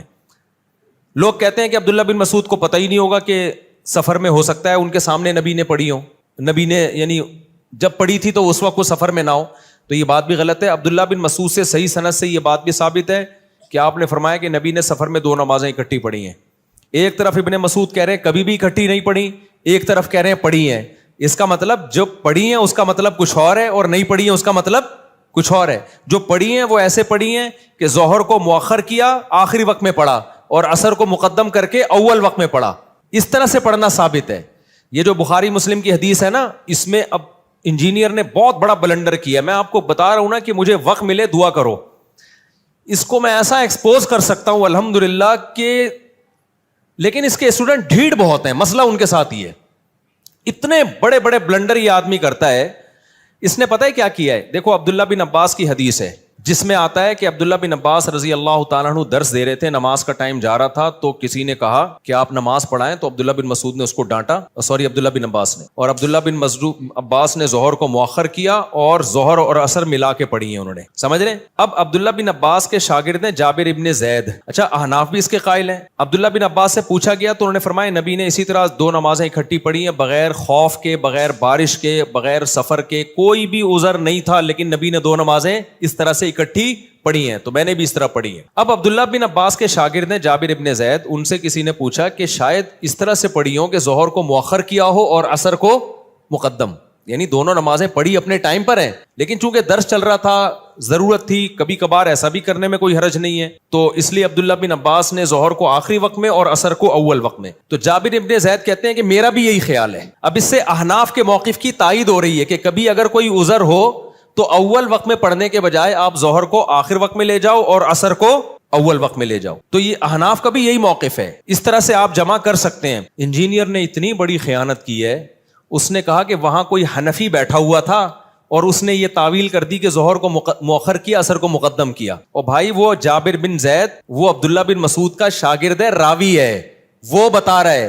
تو میں انجینئر کے اندھے مقلدوں سے پوچھتا ہوں, عبداللہ بن عباس کی ایک حدیث کا مطلب وہ ہے جو ان کے شاگرد بتا رہے ہیں, اور ایک مطلب وہ ہے جو جہلم میں 15ویں صدی کا بندہ بیٹھ کے بتا رہا ہے. تو تمہاری عقل پہ تالے پڑ گئے ہیں, تم ایسے اندھے ہو گئے ہو کہ ان کا شاگرد جو عبداللہ بن عباس کو دیکھ رہا ہے یا دیکھ نہیں رہا ہے, ان سے ابھی مجھے پورے الفاظ یاد نہیں ہے کہ وہ ڈائریکٹ ان سے روایت کر رہا ہے یا ان کا شاگرد ہے, لیکن وہ اس پہ حنفی شافی کی کوئی چھاپ نہیں لگی ہوئی. وہ بیان کر رہا ہے کہ ایسا ہی ہوا ہوگا کہ ظہر کو مؤخر کیا اور عصر کو مقدم کیا ہے. اس کو یہ کہہ کے اس نے ٹال دیا کہ کوئی حنفی بیٹھا ہوا تھا, اس نے یہ تعویل کر لی, اور یہ سارے اندھے بیٹھے ہوئے ہیں اور کہہ رہے ہیں ہاں کوئی حنفی بیٹھا ہوا تھا اس نے. عبداللہ بن عباس کا شاگرد جو مطلب بتا رہا ہے وہ مطلب اندھی تقلید ہے, اور انجینئر جو مطلب اپنی طرف سے تھوپ رہا ہے کہ ظہر کو قضا کر کے انہوں نے عصر میں پڑھی ہے. اگر اس حدیث کا یہ مطلب بیان کیا جائے نا, بغیر عذر بغیر وجہ کے ظہر کو عصر کے وقت میں پڑھا ہے, تو پھر یہ عصر کی نماز کی جو حفاظت کا قرآن نے حکم دیا, حافظوا علی الصلوات والصلاۃ الوسطی, خصوصاً درمیانی نماز کی حفاظت کرو, اس کا مطلب کیا ہے پھر؟ اور وہ جو حدیث جبریل میں آتا ہے ظہر کا وقت یہاں سے یہاں تک, عصر کا وقت یہاں, یہ اس کا مطلب کیا ہے؟ جب بغیر کسی وجہ کے بھی یہ جائز ہے, تو نمازوں کی حفاظت کے بارے میں جو قرآن کی اتنی آیتیں ہیں کہ والذین هم علی صلواتہم یحافظون, ایمان والے اپنی نمازوں کی حفاظت کرتے ہیں. عبداللہ بن مسعود کہتے ہیں اس کا مطلب ہے ہر نماز اپنے ٹائم پہ پڑھتے ہیں. تو عبداللہ بن عباس اتنی بڑی غلطی کریں گے؟ اور یہی تعویل بڑے بڑے علماء نے کی ہے. اہل حدیث علامہ شوکانی اہل حدیث عالم ہیں, انہوں نے یہی مطلب بیان کیا کہ ظہر کو مقدم کیا تھا اور عصر کو, ظہر کو مؤخر کیا اور عصر کو مقدم کیا, نمازیں اپنے ٹائم پہ ہی پڑھی ہیں. لیکن اس کو احناف سے, علماء دیوبند سے, بر صغیر کے مولویوں سے اتنی چڑ ہے, بس کچھ بھی اٹھا کے انڈ سنڈ مارتا رہے گا. حدیث کے راوی بیان کر رہے ہیں کہ بھائی وہ اس طرح کیا ہوگا, تو وہ پی گیا, جابر بن زید کو پی گیا اور بولا کہ کسی حنفی نے یہ تعویل کی ہے بڑی, یعنی حنفی بھی نہیں, اب کہنا تو اس کو یہ دل چاہ رہا تھا کہ انڈا موڑ کے کسی مولوی نے یہ تعویل کی ہے. تو لیکن سامنے بیٹھے ہوئے کہہ رہے یار بات جب بھی کرتا ہے ریفرنس سے کرتا ہے, بات جب بھی کرتا ہے, ابے ریفرنس اتنا بڑے دھاندلیاں ترجمے میں مار رہا ہے, تو بتاتا کیوں نہیں ہے کہ جابر بن زید یہ بتا رہے ہیں کہ ظہر کو مؤخر کیا اور عصر کو مقدم کیا. عبداللہ بن عباس کے شاگرد یہ بتا رہے ہیں کہ قضا نہیں کی ہے انہوں نے نماز کا. تو یہ کبھی خوشبو لگا کے انشاءاللہ سوچ رہا ہوں یا تو دوبارہ جہلم چلا جاؤں میں. السلام علیکم. میں انجینئر سے گزارش کرتا ہوں بس, کیونکہ یہ بار بار ٹاپک آتا ہے, مجھے ایک دفعہ اپنے سامنے بیٹھنے, میں مناظرہ نہیں کروں گا. میں جیسے آپ نے ہر ایک کو سوال کرنے کی اجازت دی ہے, میں بھی آپ سے ایک طالب علم بن کے آؤں گا, اسٹوڈنٹ کی حیثیت سے, بہت ادب سے, بہت تمیز سے, کوئی جھگڑا نہیں, کوئی پھڈا نہیں, ایسے بیٹھوں گا آپ کی خدمت میں, آپ کے چرنوں میں, آپ کے پاؤں میں, آپ سے سوال پوچھوں گا. آپ نے یہ جو حدیث پڑھی تھی اس دن, اس کا جو ترجمہ کیا تھا, یہ کون سی کتاب میں لکھا ہوا ہے یہ والا ترجمہ, سمجھ رہے ہیں؟ آپ نے جو یہ کہا تھا کہ کسی نے بھی اس حدیث کو صحیح قرار نہیں دیا, تو یہ آپ کو خواب آیا تھا, یہ کسی بزرگ نے کوئی الہام ہوا تھا, فلاں فلاں نے اس کو صحیح قرار دیا ہے, آپ نے کیسے پھینک دی؟ آپ نے جو اس دن یہ کلپ میں فرمایا تھا کہ یہ علماء دیوبند کا گڑھا ہوا عقیدہ ہے, تو یہ تو ہزاروں سال سے یہ عقیدہ چلا آ رہا ہے, تو گڑھا ہوا تو وہ چیز ہوتی ہے جو ایجاد کی ہو. تو یہ آپ نے کیسے بہت لمبی, یعنی بہت تمیز سے نا, پھینکنا کا لفظ استعمال کروں گا کہ اتنے سوالات ہیں نا, بے ہوش نہ ہو جائے نا, میرا نام بدل دینا, بھاگ جائے گا. وہ پتہ ہے کیا کہتا ہے, کلپ بازی کرو. تو کلپ بازی میں پھر یہ ہوتا ہے کہ وہ ایک لمبی بحث چلتی ہے نہ ختم ہونے والی, پھر اس کے بہت سارے, ابھی دیکھو نا کلپ بازی ہوئی ہے نا عدالتی خلا پہ, میں نے اتنا مدلل ریکارڈ کروایا, مان لیا اس نے کہ ایسا پی گیا, ایسا گھما دیا, اس کے اسٹوڈنٹ بھی کہنے ہاں اس نے تو یہ دعویٰ ہی نہیں کیا. تو اس میں خیانت آسان ہوتی ہے, جب فیس ٹو فیس بیٹھ کے بات ہوتی ہے نا تو پھر بھاگنا بہت مشکل ہوتا ہے. اب یہ عبداللہ بن عباس والی حدیث جو ہے, جابر بن زید کہتے ہیں کہ عبداللہ بن عباس وہ کہتے ہیں میرا خیال یہی ہے کہ ظہر کو مقدم کیا تھا, عصر کو, ظہر کو مؤخر کیا تھا, عصر کو مقدم. فوراً انجینئر نے کیا کہہ دیا, کوئی حنفی نے یہ بول دیا ہے. تو میں جب سامنے بیٹھا ہوتا میں کہتا ہے kindly excuse me sir please, ہم اسکول میں تھے نا, ایکسکیوز می, ایسے اپنی مس کو جب ہم نے کو پوچھنا ہوتا تھا نا मीस, ऐसे हम वो देखा 50-50 मीस, कहता सर प्लीज, फिर मैं कहता सर ये हनफी का इल्जाम गलत है इसके ऊपर, ये अब्दुल्ला बिन अब्बास का शागिर्द है ये, और निसाई में तो खुद अब्दुल्ला बिन अब्बास से मनकूल है ये, लेकिन चलो उसमें इस्तिराब है, उसमें बाज लोग कहते हैं अब्दुल्ला बिन अब्बास की तरफ इस कॉल की निस्बत दुरुस्त नहीं है। तो ऐसे ऐसे ब्लंडर हैं, लेकिन अपने यानी बॉलिंग भी खुद ही, बैटिंग भी खुद ही, और एम्पायर भी खुद ही। ऐसे मैच में जीतना, वो शेर याद कर लो बस, हमको देख के शर्माओ तो शर्माने की दाद भी दें। शायर अपनी महबूबा से कह रहे तुम हर वक्त शर्माती रहती हो ना, ये कोई शर्माना कोई ये अट्रैक्शन का जरिया नहीं है। हमको देख के शर्माओ तो शर्माने की दाद भी दें, आईने में देख के खुद को शर्माने से क्या हो, यानी तुम आईने में खड़े होकर अपने आप को देख के ही शर्माती रहती हो, वहां तारीफ करने वाला कोई भी नहीं है। तो अपने ही मुंह मियां मिट्ठू बनना बहुत आसान होता है। कभी खुशबू लगा के आप अंडा मोड़ आओ, हमारे सामने बैठ जाओ या हमें अपने सामने बैठने दो, फिर हम देखेंगे इन तिलों में तेल कितना है, कितना इल्मी किताबी है एक शख्स। लेकिन ऐसा होता नहीं है, क्या करें। वालेकुम सब दो सवाल है। एक तो ये कि सफ में नमाज पढ़, इस तरह अगर आगे वाली सफ नहीं भरी हुई हो, दाएं या बाएं जगह रह गई हो, एक या दो बंदों की सही, खास तौर पे उन मसाजिद में जहाँ पे सफ़ें बहुत लंबी होती हैं जी, और उसमें नई सफ में खड़े हो जाने से क्या नमाज बिल्कुल नहीं होती है, या ये कि नमाज हो जाती है? मस्जिद में जहां भी खड़े होकर इक्तदा करोगे नमाज हो जाएगी, लेकिन सफ में खला का गुनाह मिलेगा। इमाम यहाँ खड़ा हुआ है, आप उधर कोने में भी इक्तदा कर लोगे ना, नमाज हो जाएगी, लेकिन गुनाह होगा आपको। और सब दूसरा सवाल ये है कि जिस तरह से बात की जाती है कि रियासत के साथ जो है ना वो एक तामीरी रवैया होना चाहिए, मतलब बगावत का या झगड़े का, फसाद का नहीं होना चाहिए जी। अलबत्ता एहतजाज करने का हक है। तो कल या परसों की बात है, ये फ़लस्तीन के सिलसिले में इस्लामाबाद में रैली वगैरह हो रही थी, सेनेटर मुश्ताक अहमद खान वगैरह उनकी टीम थी पूरी। तो जिस तरह से उनको पुलिस की गाड़ियों में भरा गया है, डाला गया है गर्दनों से पकड़ पकड़ के, और इसी तरह से अभी कल या परसों की बात है, एक कराची यूनिवर्सिटी के प्रोफेसर को अगवा कर लिया गया है। तो इस तरह के वाक़यात पे आपके पास अगर जायज़ रास्ता भी ना हो एहतजाज करने का या रिकॉर्ड करवाने का, तो फिर उस सूरत में आदमी क्या करे? ख़ास तौर पे जामियतुर रशीद का क्या मौक़िफ़ है, जबकि उनकी तरफ से ख़ास की ताकीद आती है कि आप हिमायत करें इदारों की।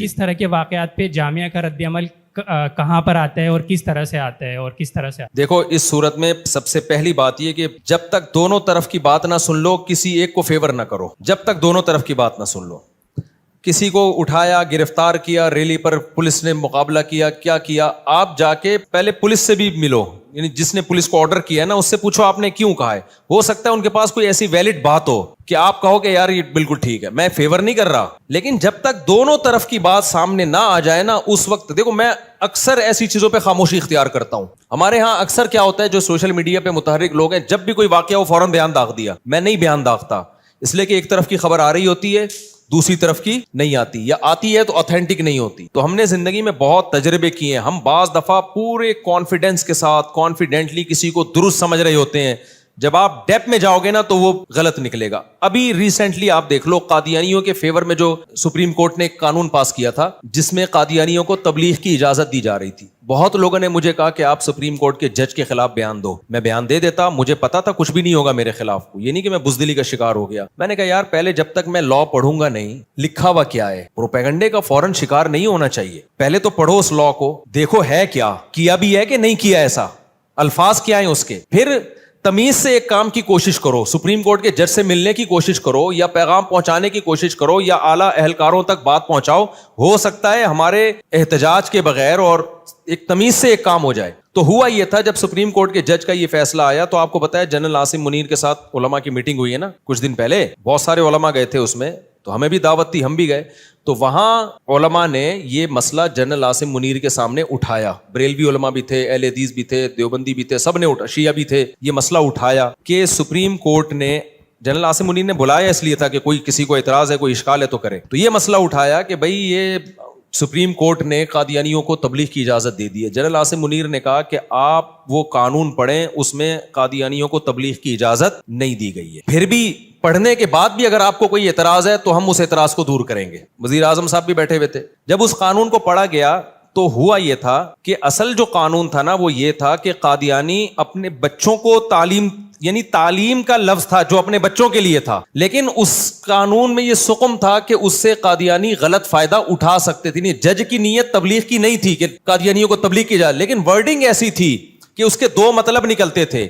और कल फ्यूचर में कादियानी اس تعلیم کے لفظ کو جو اپنے بچوں کو جو پڑھا رہے ہیں نا, اس کو بنیاد بنا کر وہ تبلیغ بھی کر سکتے تھے. لہذا یہ بات پھر حضرت مفتی تقی عثمانی صاحب کے پاس گئی اور دیگر علماء کے پاس گئی, تو پھر علماء نے یہ احتجاج کیا, کہا کہ بھائی یہ جو لفظ ہے نا, اگرچہ جج کی نیت یہ نہیں تھی کہ تبلیغ کی اجازت دی جا رہی ہے, جج کی نیت ٹھیک تھی, لیکن اس الفاظ میں یہ سقم ہے. تو بڑے آرام سے کام ہوا, ہمیں پتا چلا کہ جج بھی قادیانیوں کے 100% خلاف ہے. جتنے ہم خلاف ہیں نا, ہم سے زیادہ وہ سپریم کورٹ کے جج خلاف تھا.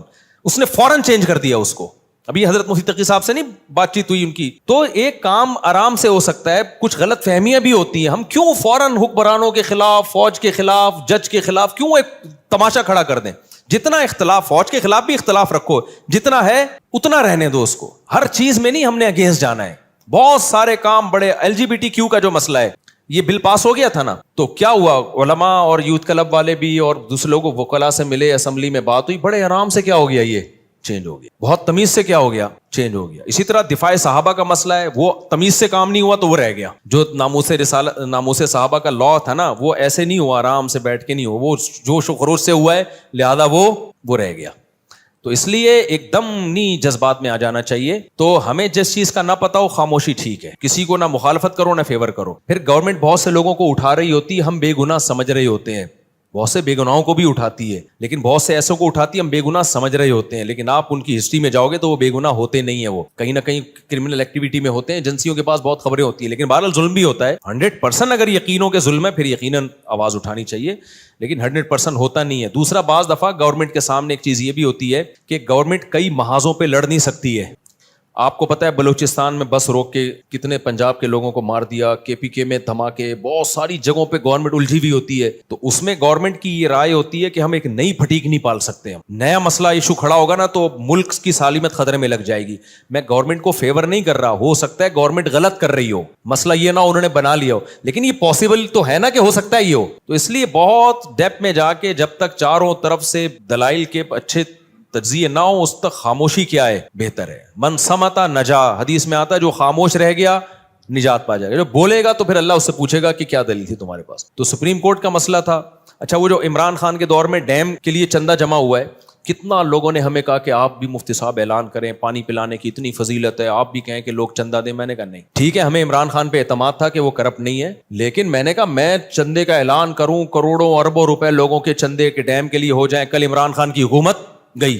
صحیح ہے نا. دوسری بات یہ کہ عمران خان کے پاس کیا ایسا پیکیج ہے, کیا فریم ورک ہے, وہ ہمیں بتائے نا, ہمیں اعتماد میں لے, وہ علماء کو جمع کرے, وزیر اعظم صاحب بتائیں کہ بھائی یہ چندہ آئے گا تو پاکستان میں جیسے پہلے چندے ضائع ہوئے ہیں, میں اس کی نگرانی کر رہا ہوں. اس کے لیے ہوائی بات نہیں, میں نے یہ ورک کیا ہوا ہے, اس پہ یہ پیپر ورک ہے, اور یہ اپلائی جو ہے نا اس کا امپلیمنٹ اس طریقے سے ہوگا پورا پراپر. جب اعتماد ہوگا ہمیں, پھر ہم اعلان کریں گے بھائی چندہ دو.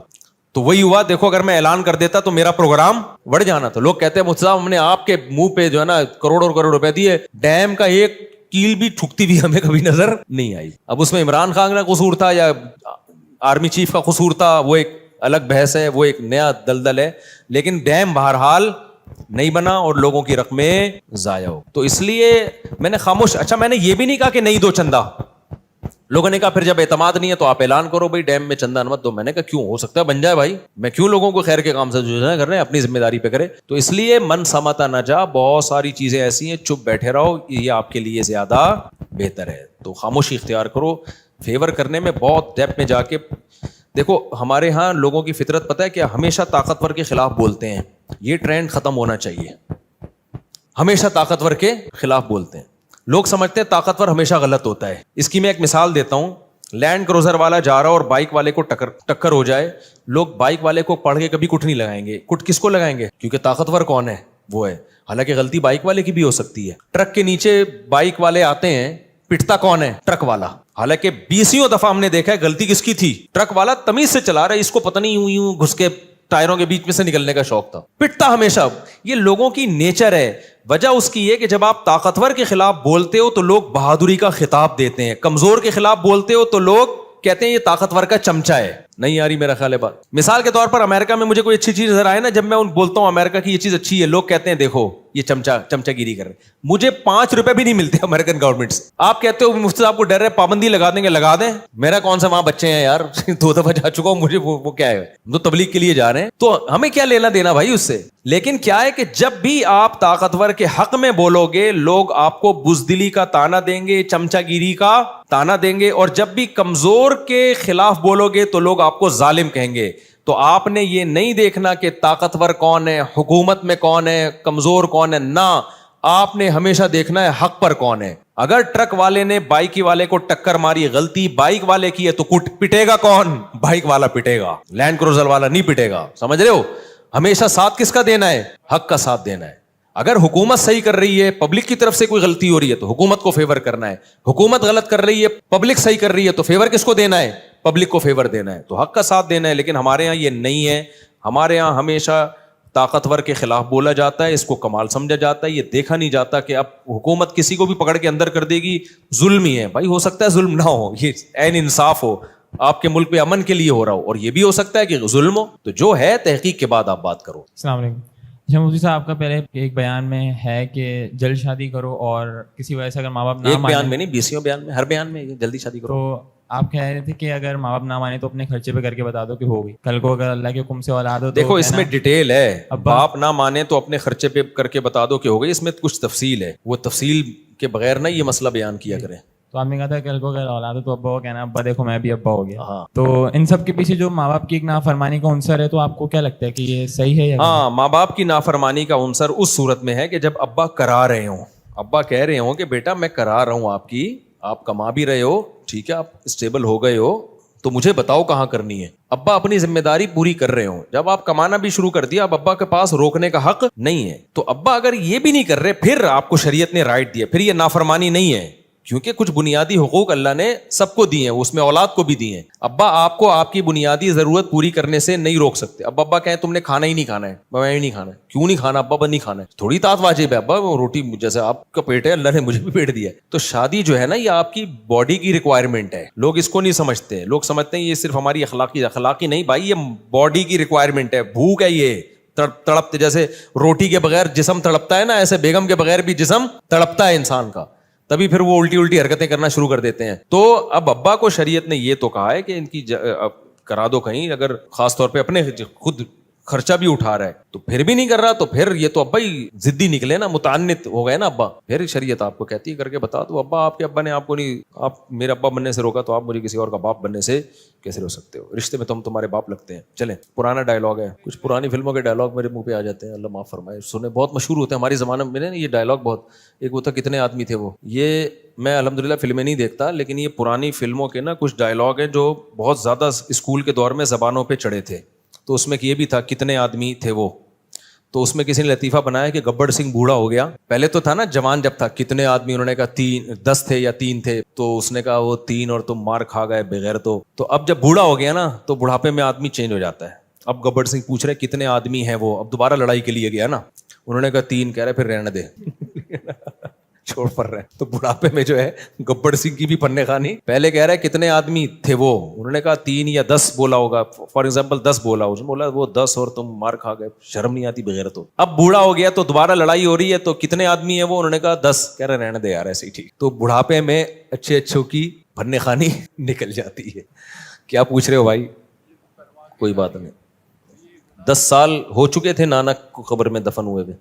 भाई एक ही मैयत की कब्र में दूसरी मैयत को दफन करना मजबूरी में जायज़ है, बिला मजबूरी के ये अमल जायज़ नहीं है, क्योंकि पहली मैयत की बेइकरामी है ना कब्र खोलना। हाँ, 10 साल हो चुके हों तो चूँकि वो बिल्कुल मिट्टी हो चुकी होती है मैयत, और उसमें फिर दफन। सऊदी अरब में तो हर 10 साल के बाद जन्नतुल बकी पे बिल्डोजर चलता है नया, वो तो पता नहीं एक ही कब्र में कितने लोग दफन हो चुके हैं। अलबत्ता सऊदी अरब में ऐसा बहुत है, बहुत से उलमा की कब्रें खोदी गई हैं ना, तो वो सही सलाम फिर वहां नहीं दुफदे को दफनाते। हाँ, मजबूरी में जायज है। 30 साल हो गए तो उसमें तो नई मैयत को दफना सकते, हाँ बना सकते हैं। उसमें अगर कोई हड्डी वगैरह निकले तो उसको साइड पे रख दिया जाए। हाँ ठीक है, जायज है, खोल सकते हैं कब्र को, ठीक है। ये तो नहीं कोई गुनाह नहीं है, अल्लाह आपको इसका अजर देगा। आखिरी सवाल बस, مفتی صاحب سوال میرا یہ ہے کہ جس طرح اللہ تعالیٰ حضرت آدم علیہ السلام کی تخلیق کر رہے تھے انسان کی، تو فرشتوں نے ایک اعتراض کیا تھا کہ زمین پہ جا کے لوگ فساد کریں گے، تو فرشتوں کو اس ٹائم کیسے پتا تھا کہ جا کے زمین پہ فساد کریں گے؟ بھائی کا سوال بس آخری سوال، اس کے بعد چھٹی، کہ آدم علیہ السلام کی پیدائش کا جب اللہ نے بتایا نا کہ میں آدم کو پیدا کر رہا ہوں، تو فرشتوں نے اعتراض کیا تھا یہ تو زمین میں خون بہائے گا. تو سوال پیدا ہوتا ہے فرشتوں کو پہلے سے رپورٹ کیسے ہو گئی؟ ابھی آدم دیکھا ہے نہیں، انہوں نے کہہ دیا کہ یہ خون بہائے گا. اصل میں آدم جیسی مخلوق دیکھ چکے تھے. وہ جانور جو ہے نا، یہ بھی آدم جیسے ہی مخلوق ہے نا. میڈیکلی انسان میں اور جانور میں کوئی فرق نہیں ہے، دونوں حیوان ہیں. ایک ذہین جانور ہے، ایک بے وقوف جانور ہے. تو وہ دیکھ چکے تھے کہ زمین پہ جو جانور ہیں وہ خواہشات پوری کرنے کے لیے لڑتے ہیں.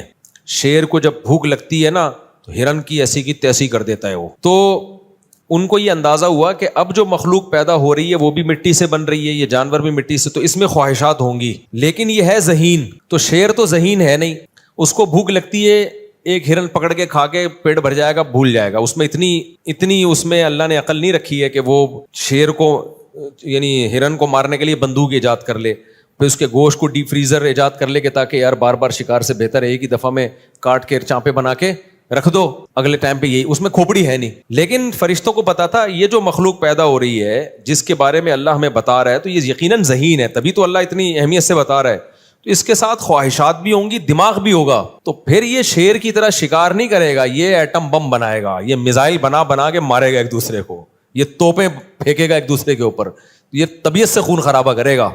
تو اللہ تو ایسی مخلوق کیوں پیدا کر رہا ہے؟ ہم ہے نا، ہم میں خواہشات نہیں ہے، لہذا جھگڑا ہی نہیں ہے ہمارا. تو تیری تسبیح ہم کرتے ہیں، امن و امان سے، امن شانتی محبت پیس اینڈ لو کے ساتھ ہم رہتے ہیں. تو پہلے ہم جانوروں کا حال دیکھ رہے ہیں، انہوں نے ایک فساد مچایا ہوا ہے. جنات بھی تھے، وہ بھی فساد مچا کے رکھا ہوا تھا انہوں نے.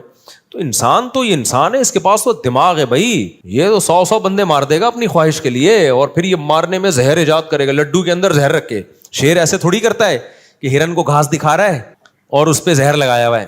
20 ہرن آ گئے کھانے کے لیے، 20 کے 20 مر گئے، جنگلوں کی نسل ہی ختم ہو گئی. تو بیڑا ہی غرق ہو جاتا ہے نا جنگل کا. لیکن شیر کو اللہ نے اتنی عقل نہیں دی ہے، تو وہ کیا کرتا ہے، بھوک لگتی ہے سوچتا رہتا ہے کیا کھاؤں، جا کے ایک ہرن کو گرائے گا اور کھائے گا، جتنا کھانا ہوگا کھا لے گا، باقی چھوڑ دے گا، دیکھا جائے گا. دماغ ہی نہیں ہے نا بیچارے کے پاس. تو ہرنوں کی نسلیں بھی برقرار رہتی ہیں، جنگل کی زندگی بھی برقرار رہتی ہے، ایک بیلنس رہتا ہے.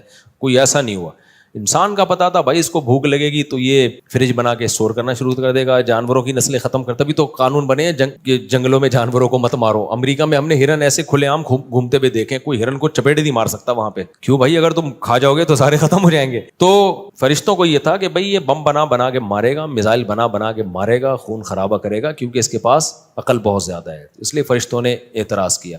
اب یہ ہوتا ہے کہ اللہ کے کام پہ اعتراض کیوں کر رہے ہیں؟ بھائی اعتراض نہیں کر رہے، اللہ خود پوچھ رہا ہے نا. اس کی مثال ایسے جیسے میں آپ سے کوئی مشورہ لوں یا بات کروں، آپ بتائیں، میں کہوں تم کون ہوتے مجھے سمجھانے والے، تو آپ کہیں گے پھر کر لیتے نا، ہم سے ہمیں بتانے کی ضرورت کیا. تو اس سے ایک سبق یہ بھی ملتا ہے کہ جب کوئی مشورہ لے، کوئی بات کہے، تو پھر آپ اس کے پازیٹیو نیگیٹو پہلو اس کے سامنے رکھو. ادب اور احترام میں مارے نہیں جاؤ کہ حضرت جی کیا کہیں گے.